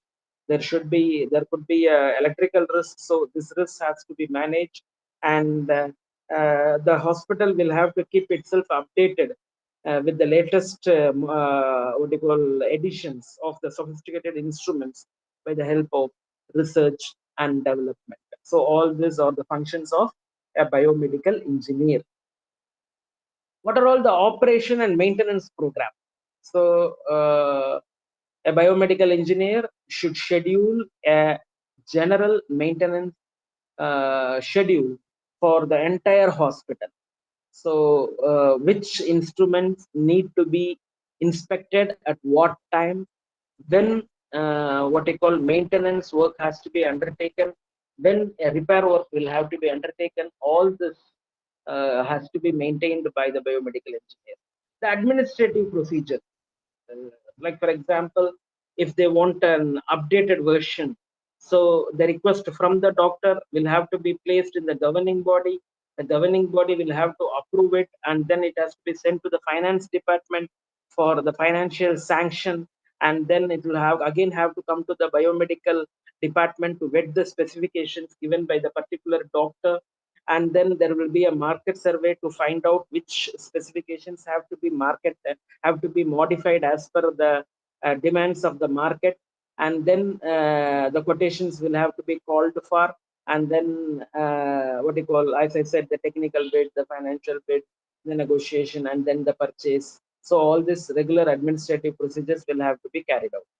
The repairs, suppose if an instrument is under repair, and if it takes 1 month for the instrument to set it right, so the patients cannot wait for 1 month. So usually the company with whom this instrument has been purchased, they will come out with a spare instrument and place the spare instrument, and take away the instrument of the particular hospital, get it serviced, and place it, and then take back their replacement instrument. So the patient should not suffer, the work in the hospital should not suffer. So everything should be smooth going. For that, the repairs should be done in such a way that nobody suffers. The modifications, the condition code update, equipment valuation, and receiving inspection. So all these are the general operation of the biomedical engineering department. And then procurement planning and guidance, technical library, training, technical guidance, repair parts, management program. So all this. So for maintenance, there are three types of maintenance. Number one, the instrument, if it requires a regular preventive maintenance. Number two, unscheduled maintenance. Anything can happen at any time. Unscheduled maintenance.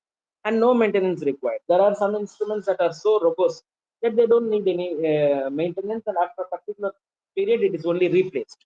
So the maintenance levels, again, there are three levels. There is level 1, level 2, and level 3.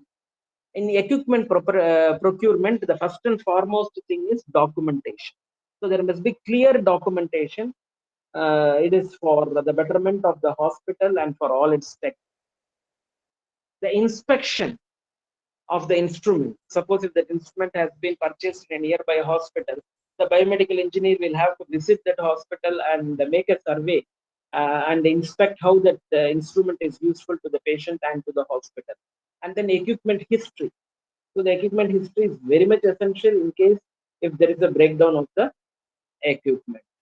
So biomedical training consists of three fields. Number one is education, specialized technical training, and professional certification. So tomorrow if something goes wrong, so the person who is handling the sophisticated instrument will have to be held responsible. And for that, he will have to be trained properly, and he will have to be certified by the sophisticated instrument manufacturing company. And then he will have to be certified by the sophisticated instrument manufacturing company, and then he will have to be certified by the sophisticated instrument that he has been trained and he has been evaluated after training, and on evaluation he is being certified as a professional, and the validity of the certification will have to be clearly mentioned. So these and all are the quality control parameters that ensure that the patient receive the right treatment and a safe treatment. So these and all are the what you call the roles of a biomedical engineer. So in the last half an hour we have defined what is a biomedical engineering, and then we have seen the services of a biomedical engineering, we have seen the scope, and then the role and the disciplines of biomedical engineering, the responsibilities, the functions, and the operation and maintenance, types of maintenance, levels of maintenance, how the biomedical engineer ensures that the equipment is procured of good quality and maintained. So all this forms this chapter of biomedical engineering. So thank you very much for your patient listening. And if you have any questions on biomedical engineering, I will be happy to answer, or we will go on to the next topic, that is called telehealth and telemedicine. Any doubts from the participants? If you have any doubts, I will be happy to clarify, or we will go on to the next topic. I will be giving this PowerPoint presentation to Mrs. Nivedita Madam in our Pondicherry University, and Madam will be sharing it to all the students. We can make the best use of it. So if there are no more questions, then I will go to the next unit that we are going to deal today.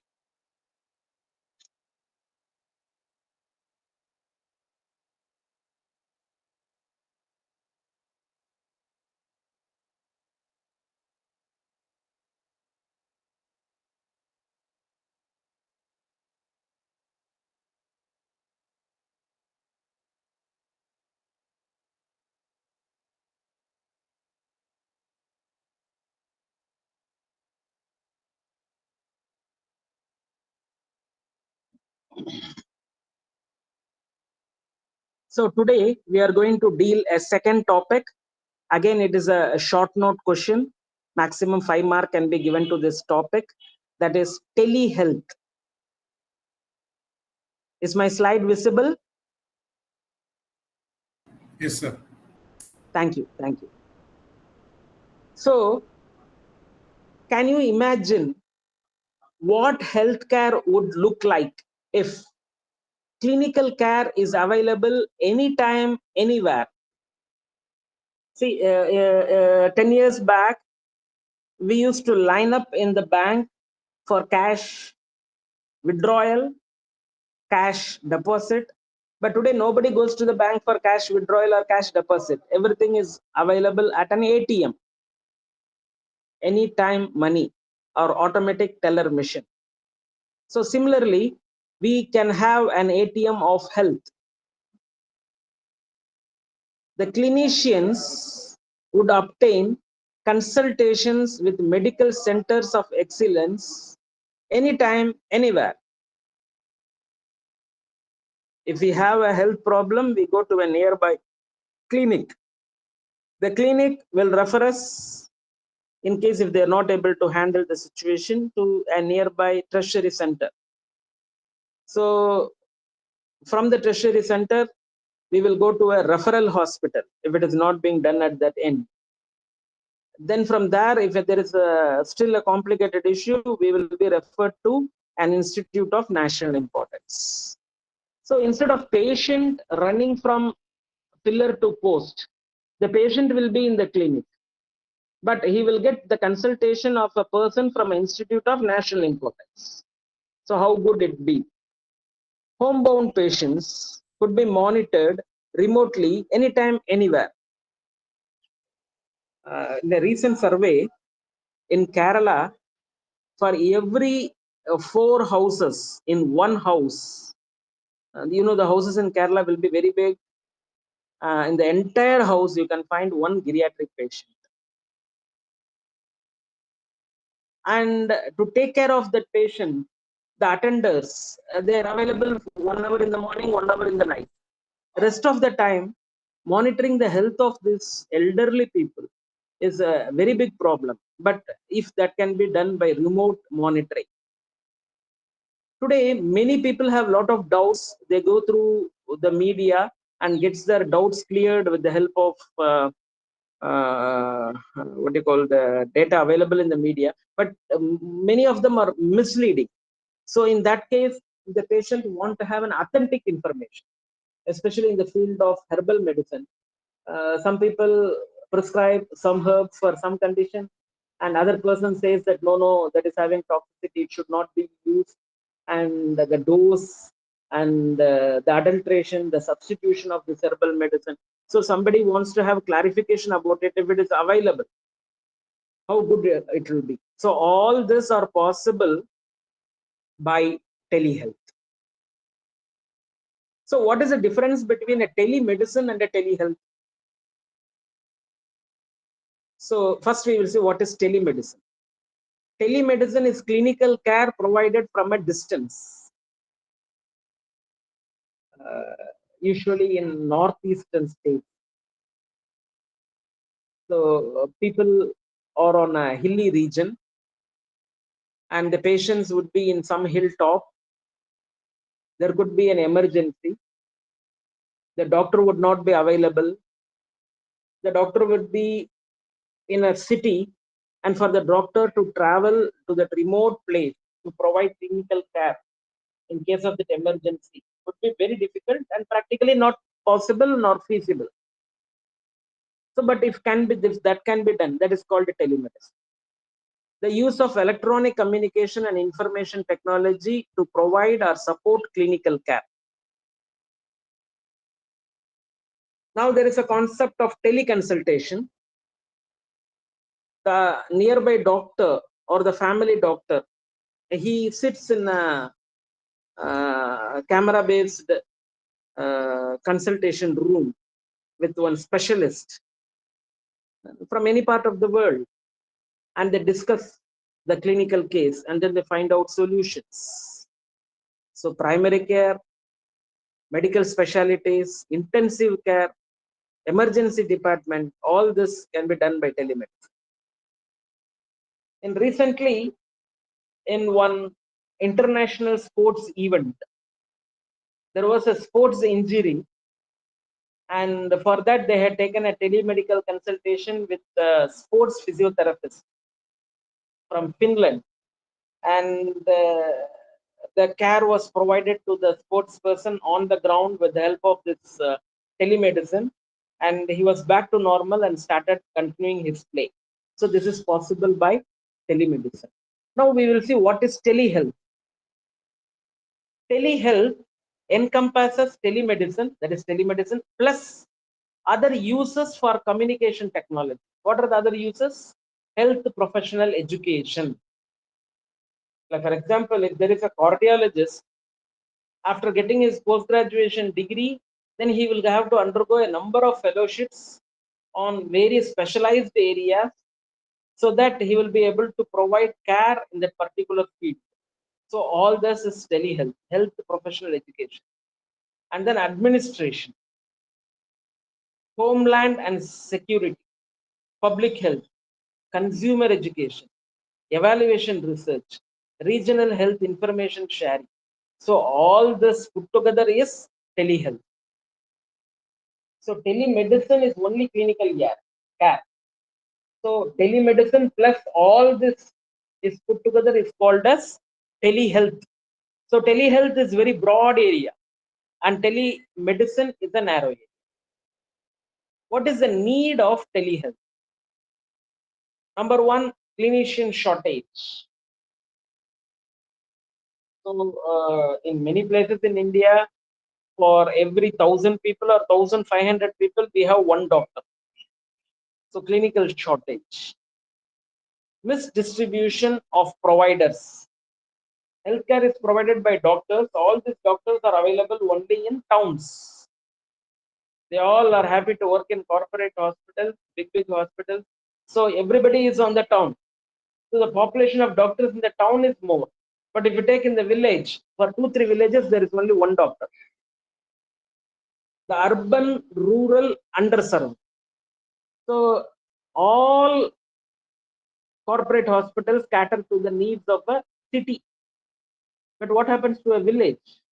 The aging population. So the percentage of people who are aged is slowly increasing. Travel time, cost and hardship. So when the patient will have to be shifted to a nearby hospital, so the availability of the doctor, the time taken for travel, the safetiness of the travel, all this have to be taken into consideration. Delayed treatment. So if there is no telehealth, then a consulting doctor will be back in a particular office only after 4-5 days. Till then, the disease will not wait. Language barrier. Suppose if there is a cardiologist from Japan who has a very thorough knowledge on his subject, and if a doctor from Tamil Nadu needs to maintain relationship with him and ask him for clarifications, and if that doctor knows only Japanese language and is not comfortable with English, then the person from Tamil Nadu doesn't know Japanese language. So with the help of telehealth, he can get it translated and he can have a chat with that person in his language. So language barriers are overcome. Clinical education programs. And last but not the least, administrative meetings. So these and all demand telehealth. What are all the benefits of telehealth?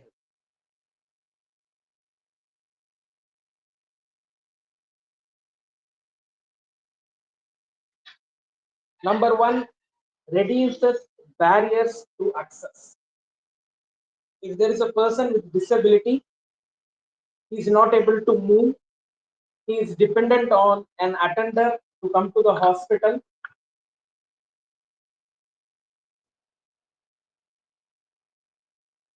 If there is an emergency, he needs an instant care, he is not able to move, his attender is not available. So in that case, the telehealth becomes a boon.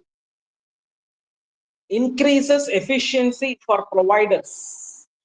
So in a particular specialized area, like for example, there is a radiologist.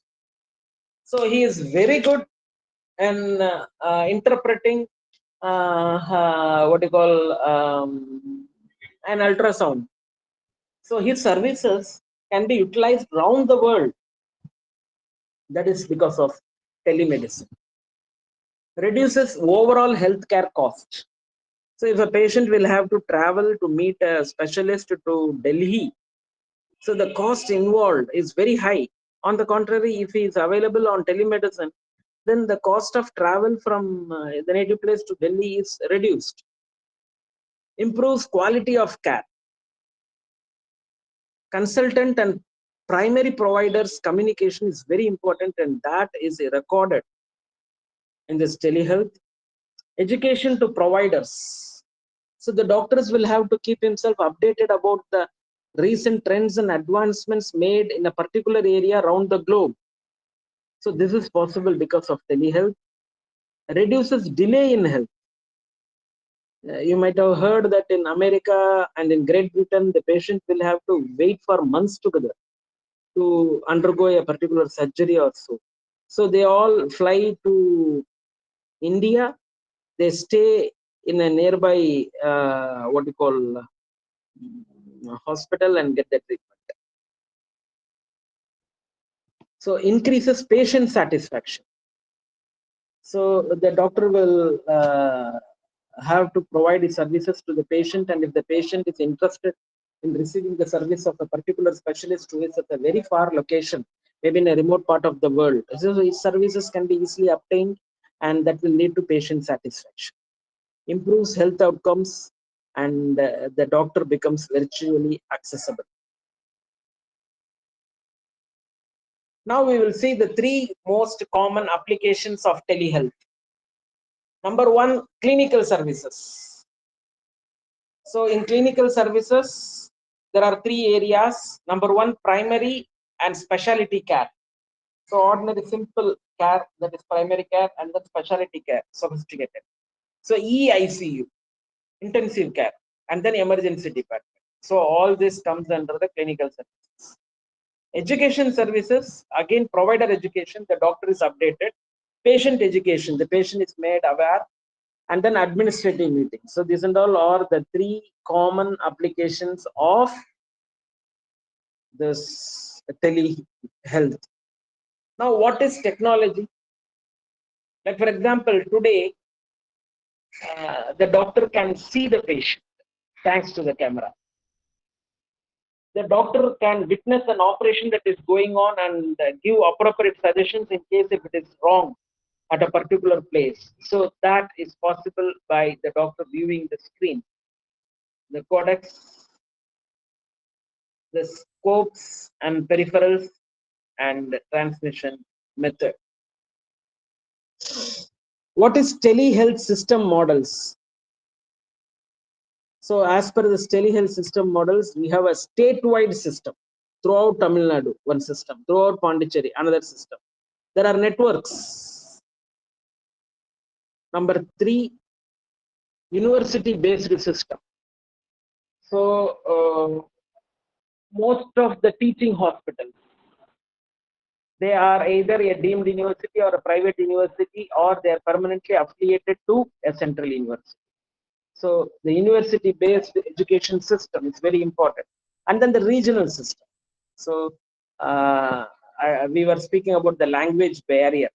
So a particular treatment popular in a particular region will have to be scientifically validated, and the regional systems will have to be encouraged, because there is a lot of geographical variation in this interpretation and health. And independent healthcare organizations. Like for example, there could be a healthcare organization only for neuro. Now we have sophisticated health department only for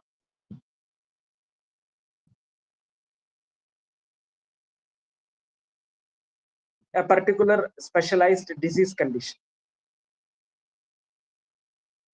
The different approaches to various needs. Like if in the middle of an operation, the doctor who is operating upon is in a strange situation, observation, and he wants clarification.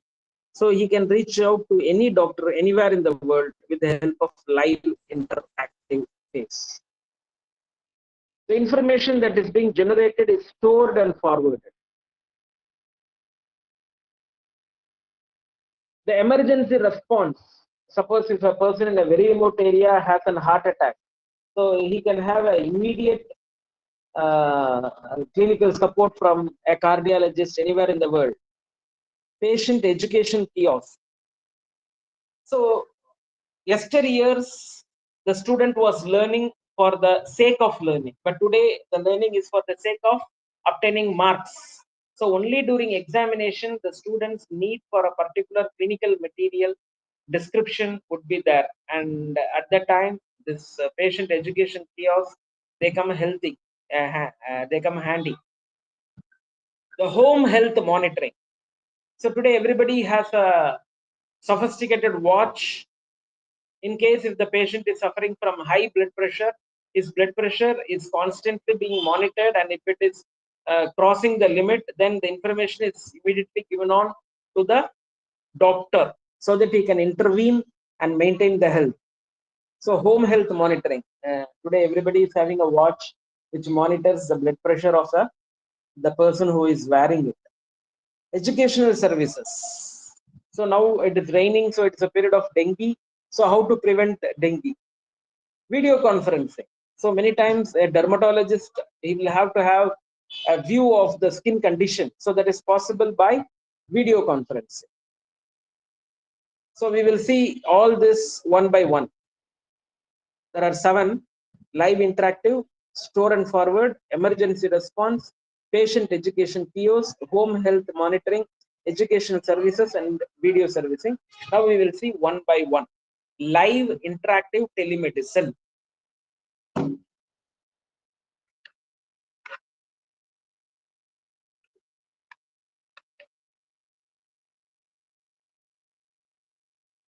Here, the patient visits the doctor's room using video conferencing.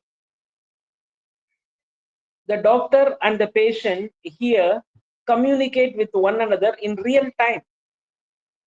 This also provides an access to the patient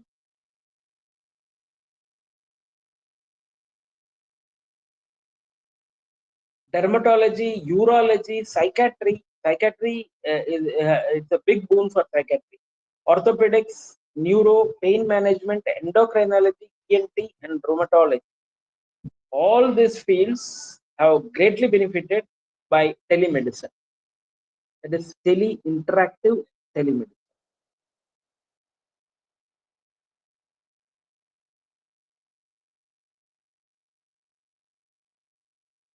We will see the other uses of live interaction. Number one is dental services. A dentist will be sitting in his room, and in a government school, he will be able to look into the dental condition of a student, and from there he will be suggesting the course of action. Connecting friends and family, family counseling, support groups, patient education, and administrative meetings are all possible by live interaction.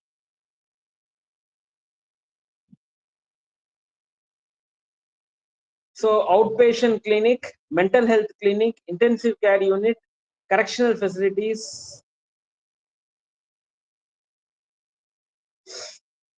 These and all are the areas where interactive telemedicine can play a major role. So this is the telemedicine unit. You can see one bus here in Oklahoma State University Center for Health Sciences. So this became operational in Oklahoma in 2007. So this is a boon for emergency organization and for disaster response.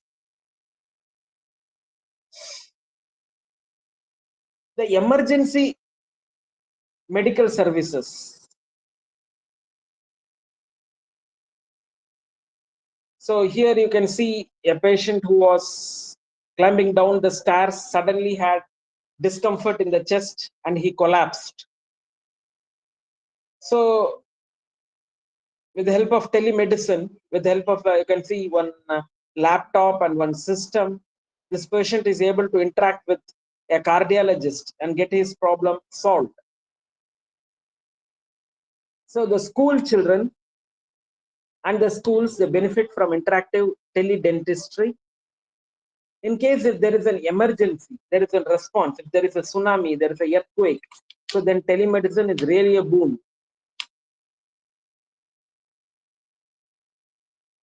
So we will see the voice interpretation services. So the quality of voice, they play a major role in avoiding medical errors.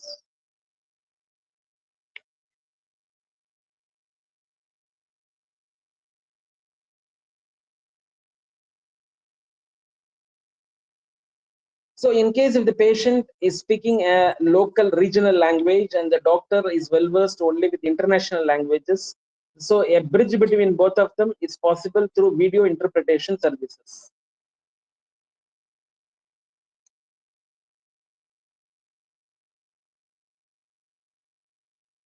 The training in medical terminology, the legal and contract requirements, all this comes under video interpretation services.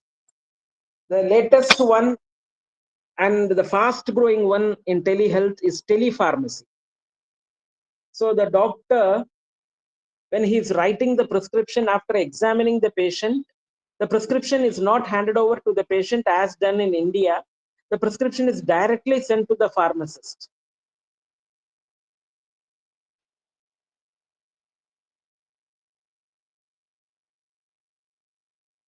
The doctor writes the prescription and the prescription is immediately sent by email or a particular system to the doctor.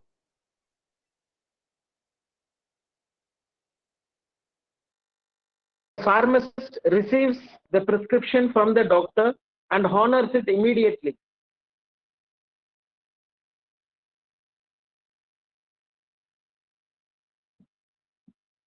So if in a pharmacy, suddenly there is a shortage of a particular medicine, so restocking in the time of need can be easily done by telepharmacy.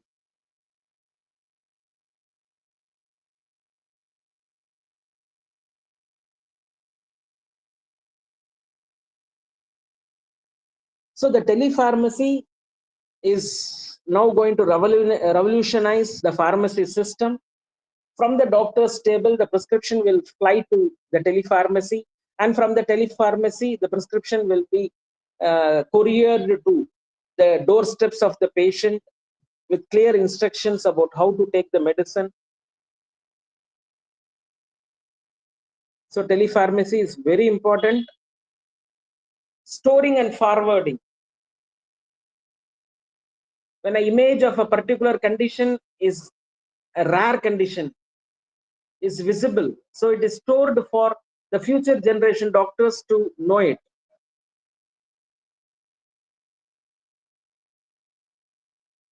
The picture and history is adequate for diagnosis.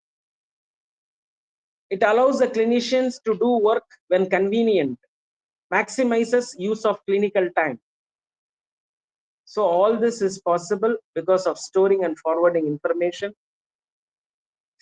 There is a new concept in telehealth that is called as patient education kiosk. So kiosk is a small shop. So you can see one patient education kiosk of one diabetic hospital.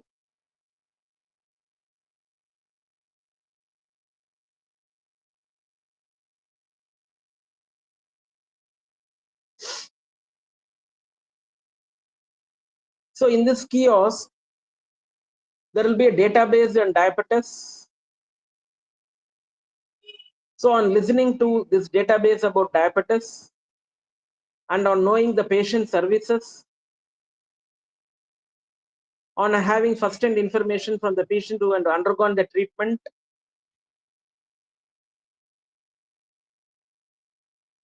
so all this information is available through patient education and service kiosk.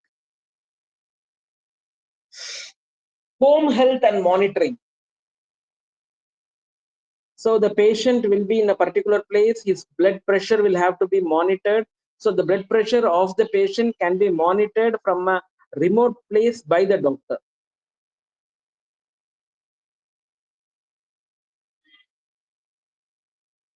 So telehealth is a boon for the patient education.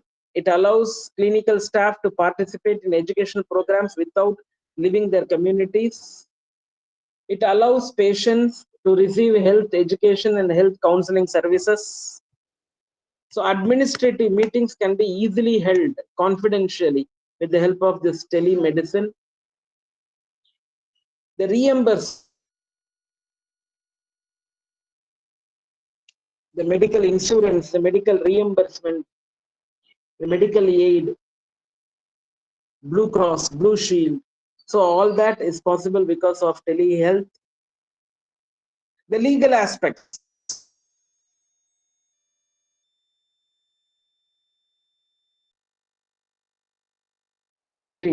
Interstate licensure, telecommunication law, privacy, fraud and abuse.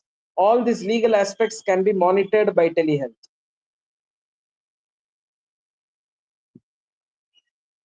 What are the success factors in telehealth? Number one, we should become championship. There must be a very efficient coordinator. Initially, we should start with education and training. So primary care providers must be engaged into this system. The availability of services of the allied healthcare professionals will have to be sought.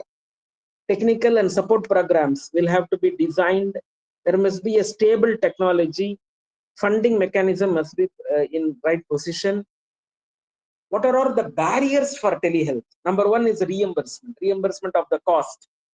physician champions, their availability, institutional buy-in, convenience, telecommunication cost, program sustainability, and interstate licensing. So these and all are the barriers for telehealth. The program support and assistance, for that equipments are required, practical guidelines, program designing, reimbursement, and business models. So I'm giving you a list of some of the telehealth resource centers around the globe.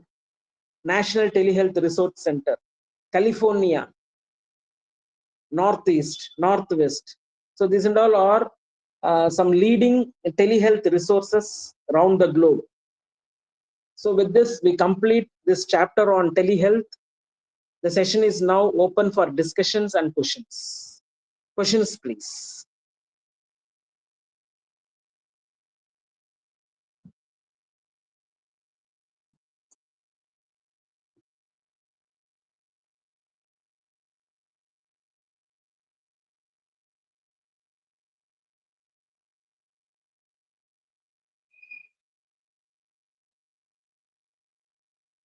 Yes, Mr. Gopalakrishnan, you can ask your question. I think you are on mute. Please unmute.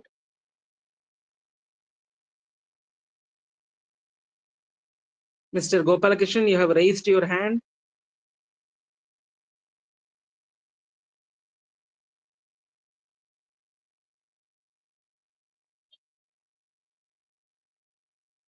Or you can send a message, reply.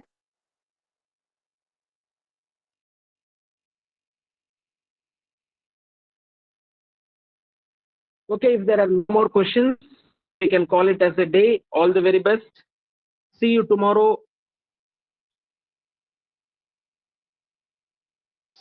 All the best.